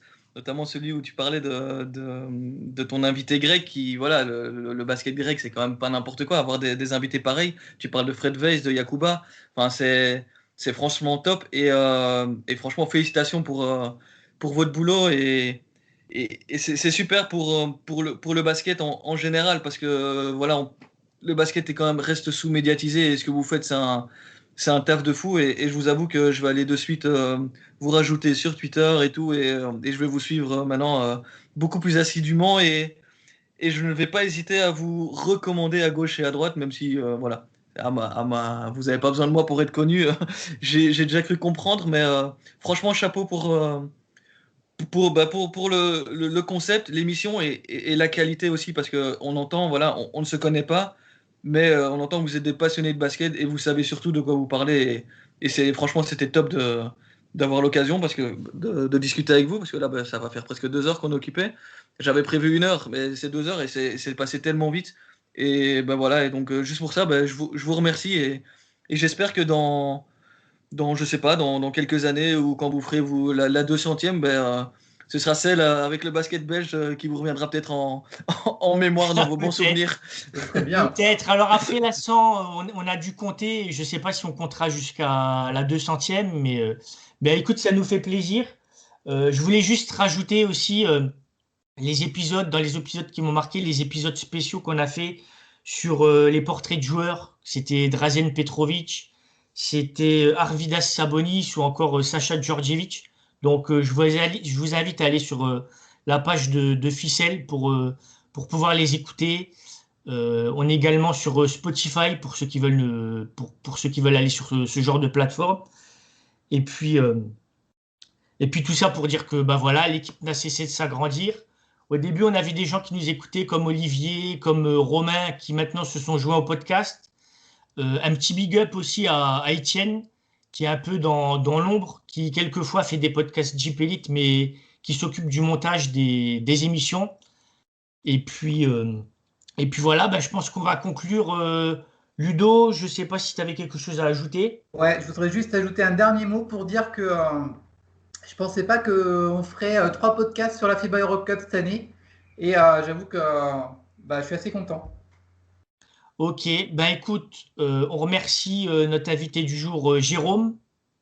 Merci à vous d'avoir pensé à moi et j'ai qu'une chose à dire, c'est longue vie à Ficelle et chapeau pour votre boulot, quoi. Merci. D'avoir accepté. Avec plaisir. Et on espère que vous serez de plus en plus nombreux à vous écouter. J'ai vu qu'il y avait pas mal de likes et pas mal de nouveaux abonnés sur la page. Allez, à plus! Salut! Salut!